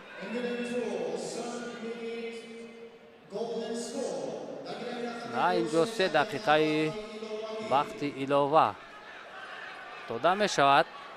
بعدا اگر این 3 دقیقه به انجام رسد می توان اگر با همین نتیجه یک آگاهی که محسن حسامدینov دارد می توان شکر محمد میر محمدov غالب اعلام کرده شود. ولی حالا وقت هست، مهم آن است که حداقل یک بدن را صاحب شود پهلوانی ما و از روی گلیم بیرون می شود. اینجا محسن حسامدینov Шакармаҳмад Мирмаҳмадов медали тиллои нахустин чемпионати ҷаҳон оид ба гӯштингириро ба даст меорад. бисёр ҳам натиҷаи муҳиму таърихӣ дар рӯзи аввали ин мусобиқаи бонуфуз.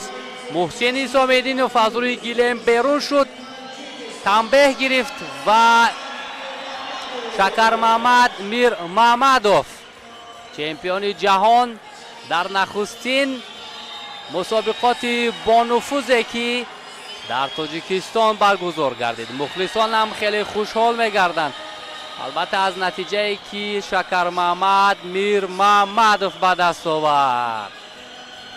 хуб, ҳамин тавр рақобатҳои рӯзи аввал ҳам ба анҷом расиданд. мо тавонистем акнун дар се вазн нишони тиллоро ба даст биёрем. дар рӯзи аввал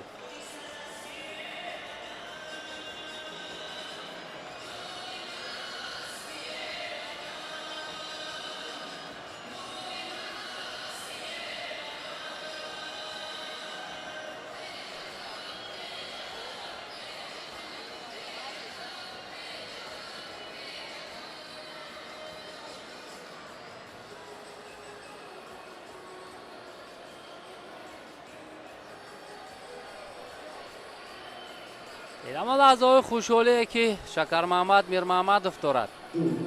воқеан ҳам омодагиҳош хеле ҷиддӣ буд. паҳлавони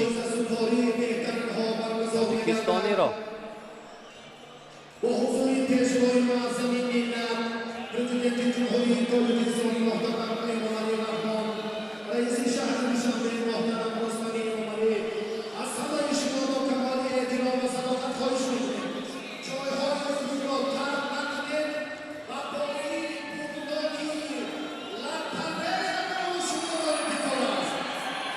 Ladies and gentlemen, please take your seats.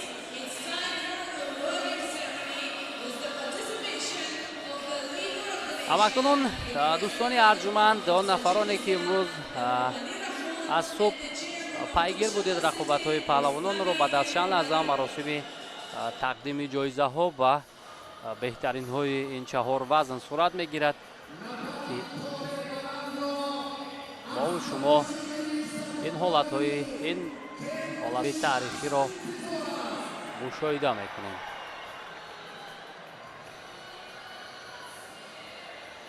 албатта омодагӣ бисёр ҳам ҷиддие ки ҳайати мунтахаби гӯштингирони Тоҷикистон доштанд. билохира имрӯз натиҷаи даркорӣ ҳам ба даст омад дар рӯзи аввал.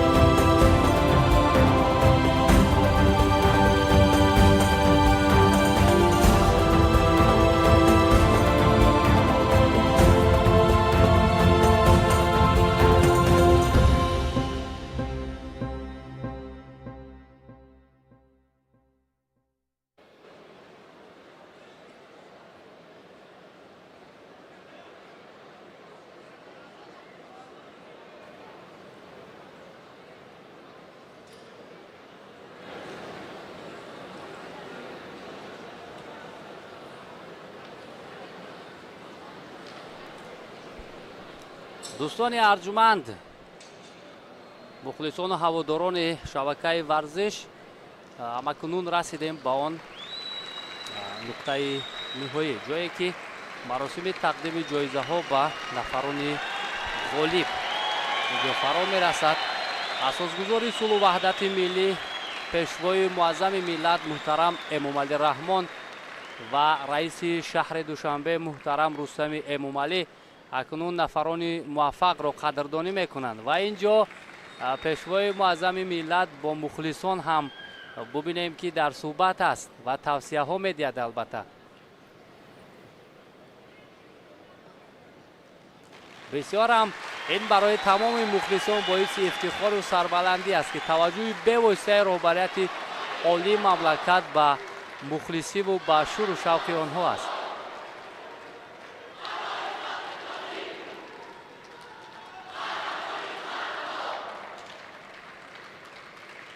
و اینجا البته با سعدی اسماعیلوف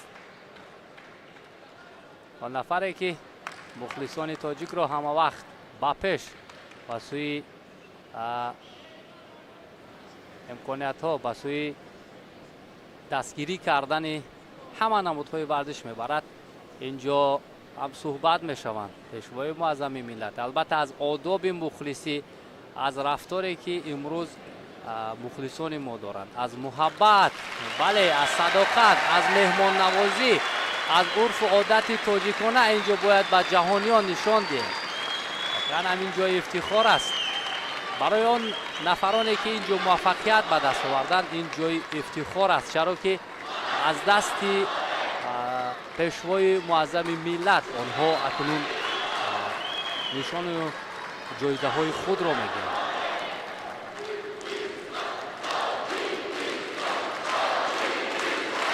صدای مخلصان در این فضای بسیار هم تنتنوی به گوش میرسد. دوستان انجمن، مقام و جایزه‌داری وزنی تا 65 کیلوگرم، اساسگزار صلح و وحدت ملی، پرزیدنت جمهوری تاجیکستان، پرزیدنت کمیته ملی المپی مملکت محترم امامعلی رحمان و رئیس مجلس ملی مجلس عالی رئیس شهر دوشنبه محترم رستم امامعلی تقدیم می‌نمایند. خب جایزه ها رو به نفران موفق وزن 65 کیلوگرم پیشوای معظم ملت محترم امامعلی رحمان و رئیس شهر دوشنبه محترم رستم امامعلی تقدیم می‌کنند. وزن تا 65 کیلوگرم رو استقبال می‌گیریم.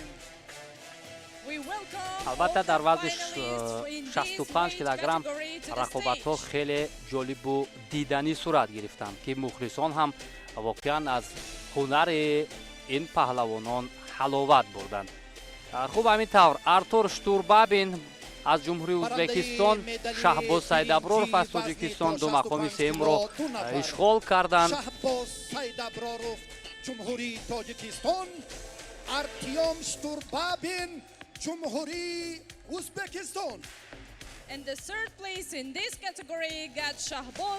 خب همینطور پیشوای معظم ملت نفرانی که امروز موفق شدند قدردانی میکند. ارتیوم شتوربابین از جمهوری ازبکستان با همراهی شهباز سیدابرارov به گردن مدال های برنجی را آویختند و همکنون نماینده فدراسیای روسیه ابرک ناگوچف با گرفتن نشان نقره مشرف گردید. قهرمان جهان در نخستین چمپیونات جهانی گوشینگیری در سال 2024 پهلوان تاجیکستانی مولا رجب خلیفایف میگردد و همکنون از دست سرور دولت این مدال خوش رنگ رو میگیرد و تهنیت میگوید البته پیشوای معظم ملت با این پهلوان ما. این البته از همه لحظه های تاریخی، از همه لحظه های مهم برای مولا رجب خلیفایف است که تحفه عالی را البته از دست سرور دولت میگیرد و این هم برای هر یک پهلوان آرزو است. گزینه سیوم و رئیس شهر دوشنبه محترم رستمی امومعلی این رمز نخستین چمپیونات جهان که بابری برفی است و همزمان $5000 به نفرانی که مقام سوم را گرفتند تقدیم میکند. بانناگوچف از فدراسیون روسیه که مدال نقره را صاحب شد $10,000 آمریکایی مکافات پولی تقدیم میگردد. با قهرمان جهان مولا رجب خلیفایف $20,000 آمریکایی مکافات پولی تقدیم می‌گردد. همکنون با شرافت پیروزی مولا رجب خلیفایف سرود ملی جمهوری تاجیکستان صدا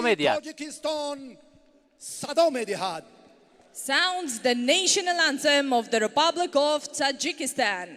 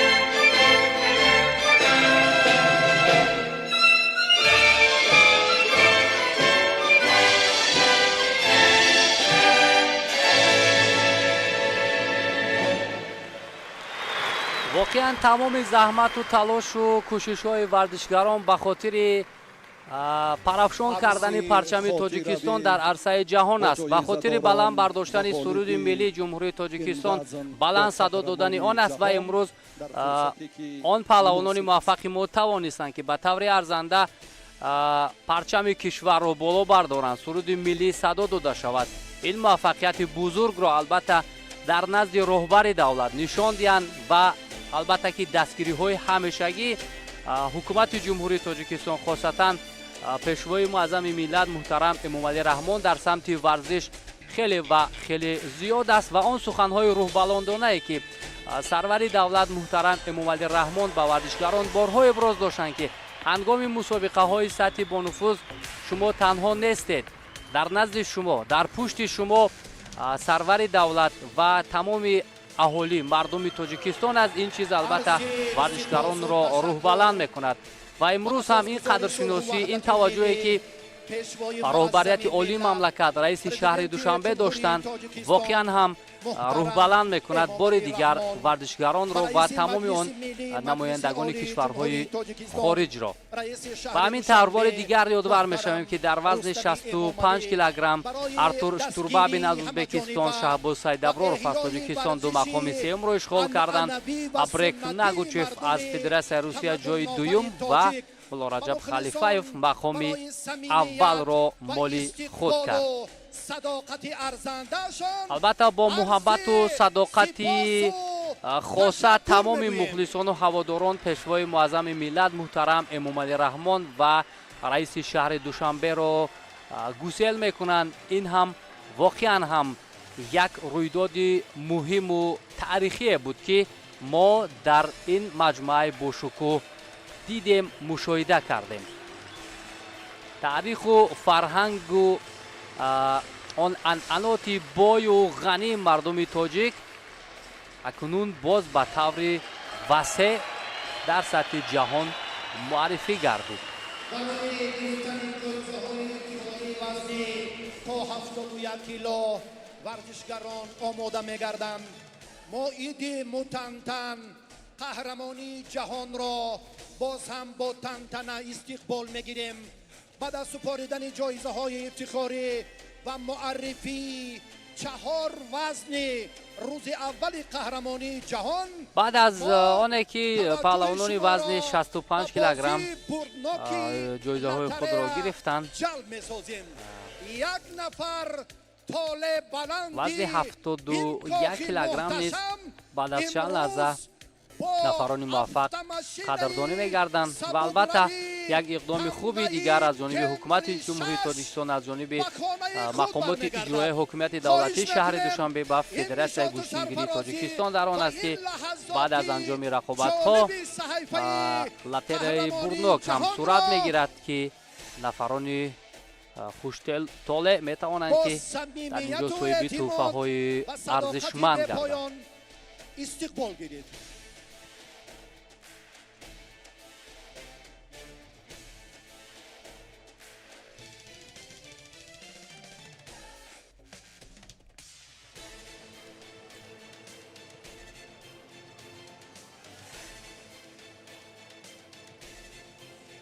پگاه نیز رقابت‌های جالب و پرشدت، نیروسنجی‌های خیلی تاریخی با حضور فردا نیز البته رقابت‌های پهلوانان ادامه می‌کند. جنبستی مسابقاتی که پگاه دایر می‌گردد 5 آیفون 15 پرو ورزشگر یا فردی طالع بلند یا مهمانان ارجمند و یا پولاد قادر و دیگر افراد را انتظار است. همه را پگاه به این عید متنتن خب پهلوانان وزن 71 کیلوگرم هم آماده هستند که برای منبر افتخاری برایند. و از بختیار مجیدوف هیئت مکمل و صداقتمندانش خواهش میکنیم صمیمیت و احساس بلندی وطنداری را و باز هم مخلصی سعدی اسماعیلوف و افرادی که بسیار کاخ را محتشم کردند، پگاه نیز همین تنتنه را در همین کاخ محتشم ادامه دهید. همه شما را بار دیگر خیر مقدم میگویم. حالا یک لحظه دیگری برای سپاریدن این عام تحفه ها فرا میرسد و بعداً ما شخصی سرفراز و دست بالا را در بازوی برنوک لاتریا و شما معرفی خواهیم کرد. والیبال وزن تا 71 کیلو را در فضای متنتن ایدانه رئیس مجلس ملی مجلس عالی جمهوری تاجیکستان، رئیس شهر دوشنبه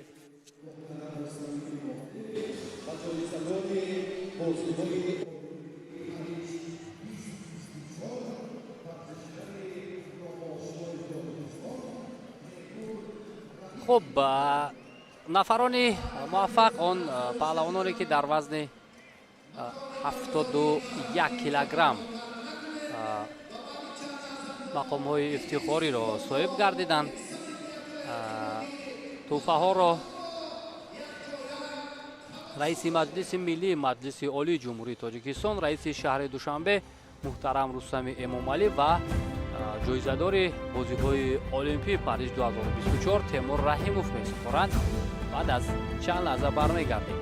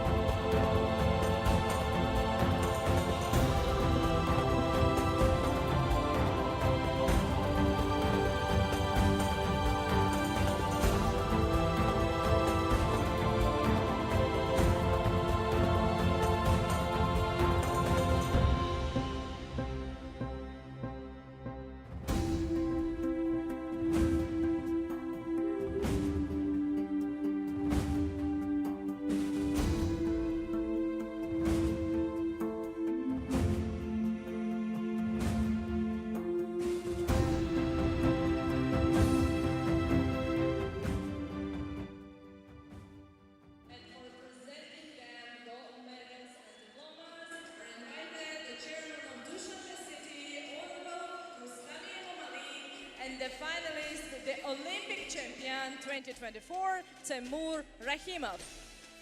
ورزشگران را حالا با صدای متنتنویدانه خب фурсати тақдими ҷоизаҳо ҳам фаро расид ба нафарони муваффақи вазни 71 килограмм ки дар ин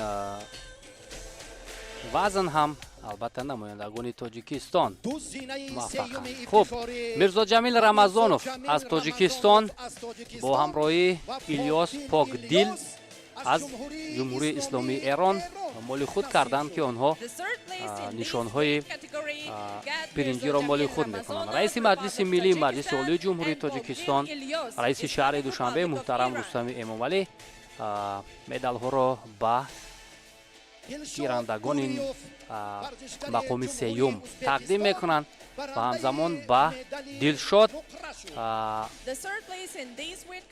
Бурёв аз ҷумҳурии Ӯзбекистон ки нишони нуқраро ба даст овард ва ҳамзамон Масъуди Аҳмадзод барандаи нишони тиллои нахустин чемпионати ҷаҳони гӯштингирӣ аз Тоҷикистон.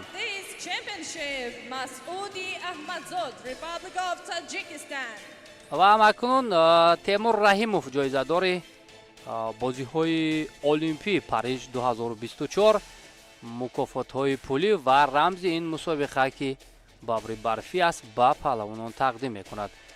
ба ду зинаи сеюм $5000 амрикоӣ тақдим карда мешавад ҳамчун мукофот пулӣ. ба барандаи медали нуқра Дилшод Бурёв $10,000 амрикоӣ ва ба ғолиби вазни 71 килограмм Масъуди Аҳмадзод $20,000 амрикоӣ мукофот пулӣ тақдим карда мешавад ки ин қадршиносӣ воқеан ҳам қобили таҳсину офарин аст ва ин метавонад ки талошу муборизаи варзишгаронро боз дучанд гардонад. амакнун ба шарофати пирӯзии Масъуди Аҳмадзод суруди миллии ҷумҳурии Тоҷикистон садо медиҳад. Sounds the national anthem of the Republic of Tajikistan.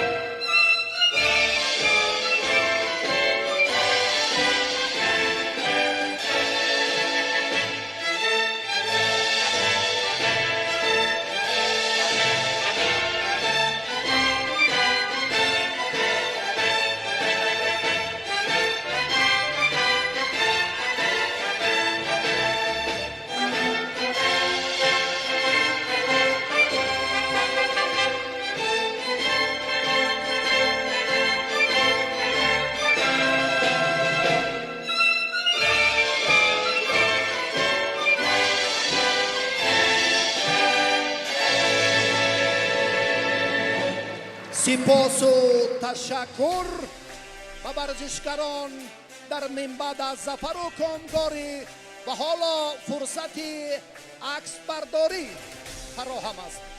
беҳтаринҳои вазни 71 килограмм ҳам ҷоизаҳои худро гирифтанд. мирзо ҷамил рамазонов аз тоҷикистон, Ильёс Покдил аз Эрон мақоми сеюмро ишғол намуданд. Дилшод Бурёв аз ҷумҳурии Ӯзбекистон ба гирифтани нишони нуқра мушарраф гардид ва Масъуди Аҳмадзод аз Тоҷикистон ба гирифтани медали тилло мушарраф шуд, ки ин албатта дастоварди хеле бузург ҳам ҳаст. ва акнун дар вазни 70 килограмми бонувон ва ҷамъи 95 килограмми мардон ғолибонро интизорем то ҷоизаҳои худро соҳиб шаванд. дар маҷмӯъ бо 3 медали тилло, 1 нуқра ва 2 биринҷӣ мо дар рӯзи аввал дар садри ҷадвал қарор мегирем. хоб бояд як бори дигар ёдовар шавем дӯстони азиз ки яктаки гӯштингирӣ ки имрӯз ба ҷаҳониён муаррифӣ гардид маҳз зери таваҷҷӯҳ ва талошҳои раиси шаҳри Душанбе муҳтарам Рустами Эмомалӣ рӯи кор омад ва имрӯз аллакай бо як нақшу бо як тарҳи хосаи худ дар тани паҳлавонон мо мебинем. باری دیگر خیر مقدم میگوییم. باری دیگر از همه شما برای حضور فعالانتان سپاس و تشکر. یک باری دیگر یادآور میشویم که شیفته های خود را در جیبتان گذاشته با تپش های قلبی همیشگیتان لحظه معرفی غالب را انتظار باشید. خب بعد از چند لحظه بانوان وزن 70 کیلوگرم هم برای گرفتن جایزه های خود میبرایند که در این میان البته شویده قلندرова از تاجیکستان شامل است. یا مخلصی اشدید این توفه و این آمها را تأسیس دادند. واقعا امروز یک تنتنه حقیقی گوشتینگیری بود، یک جشن گوشتینی ملی بود.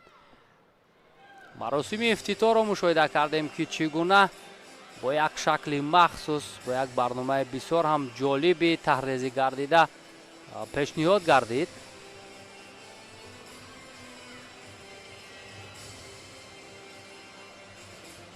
و این هم مدال های خوشرنگی نخستین چمپیونات جهان اوید با گوشتینگیری است که با طرز مخصوص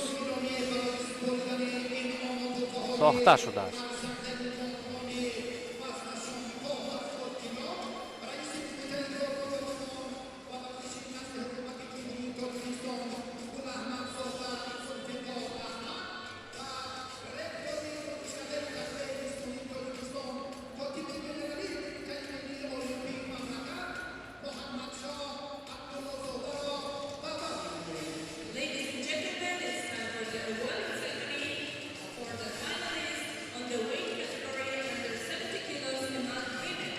خب اکنون رئیس کمیته کار با جوانان و ورزش نزد حکومت جمهوری تاجیکستان ذوالفقار گلاحمدزاده و رکتور دانشکده تربیت جسمانی تاجیکستان کاتب گنرالی کمیته ملی المپی تاجیکستان محمدشاه عبداللهزاده بانوان موفق را البته قدردانی میکنند.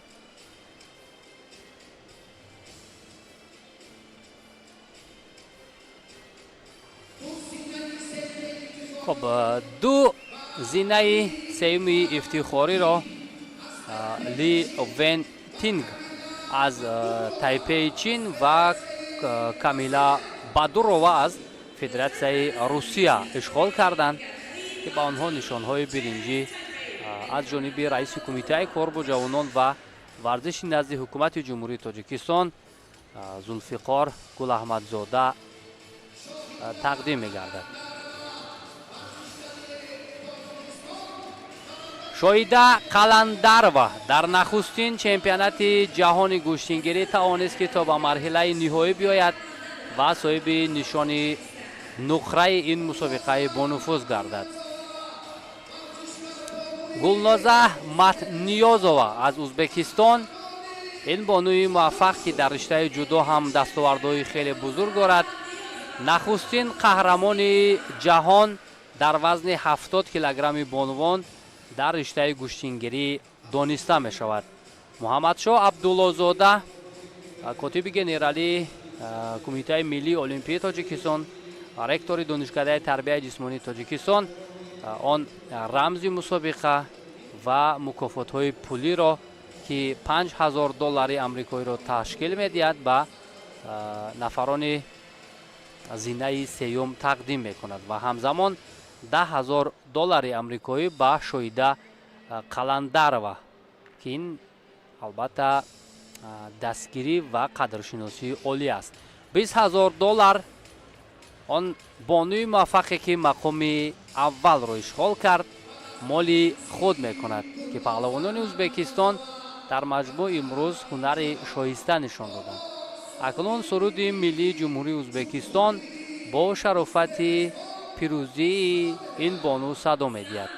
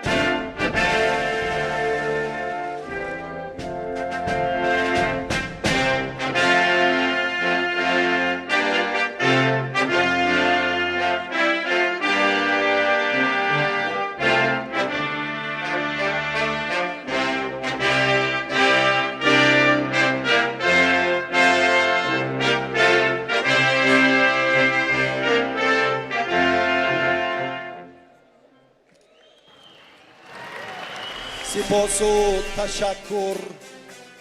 فرصت جالب و تاریخی عکس برداری با قهرمان جهان و برندگان جایزه های افتخاری.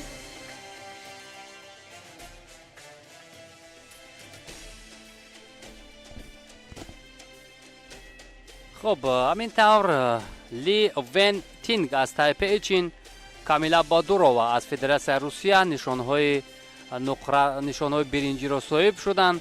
شوهیده قلندرова از تاجیکستان مدال نقره را مال خود کرد و غالب وزن 70 کیلوگرم بانوان باشد. گلنوزه متنیازова از کشور ازبکستان که این بانو امروز درخششی خیلی عالی داشت.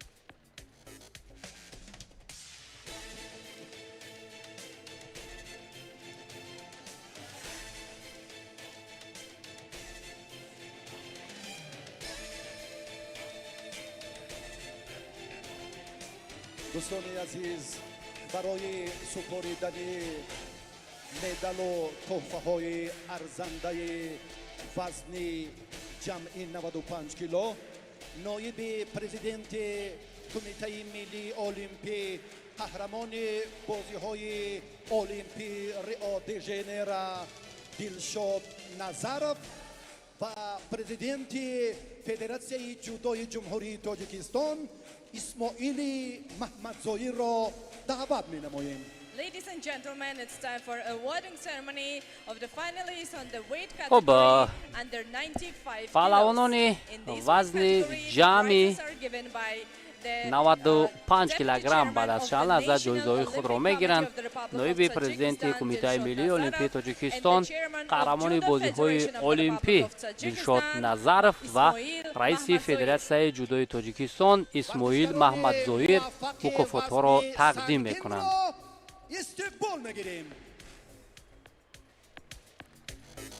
خب سنگین وزن‌ها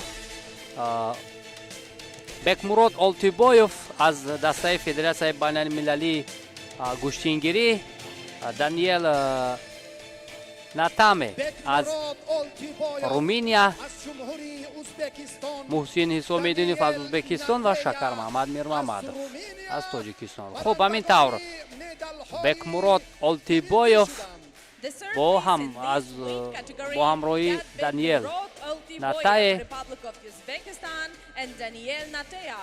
دانیل ناتیا از رومینیا و بکمراد آلتیبایوف از فدراسیون بین‌المللی گوشتنگیری نشانهای برنجی را صاحب گردیدند. محسن حسامیدینov پهلوان موفق ازبکستانی با گرفتن نشان نقره مشرف می‌گردد. شکر محمد میرمحمدov باشد اولین قهرمان جهان در میان سنگین وزن‌ها در رشته گوشتنگیری گردید. امروز ما قبلا هم اشاره کردیم که آمادگی شکر محمد میرمحمدov در سطح خیلی عالی بود و اکنون دلشاد نظرов قهرمان بازی‌های المپی نایب پرزیدنت کمیته ملی المپی تاجیکستان مکافات‌های پولی را تقدیم می‌کند به غالبان این وزن $5000 به مقام سوم $10000 به گیرنده نشان نقره و $20000 به شکر محمد میرمحمدov پهلوان تاجیکستانی که خیلی تلاش‌های عالی داشت و اکنون امروز برای بار سوم ما در این فضای بسیار هم تنتنوی سرود ملی جمهوری تاجیکستان را میشنویم. جمهوری تاجیکستان صدا می‌دهد. In honor of our gold medalist, sounds the national anthem of the Republic of Tajikistan.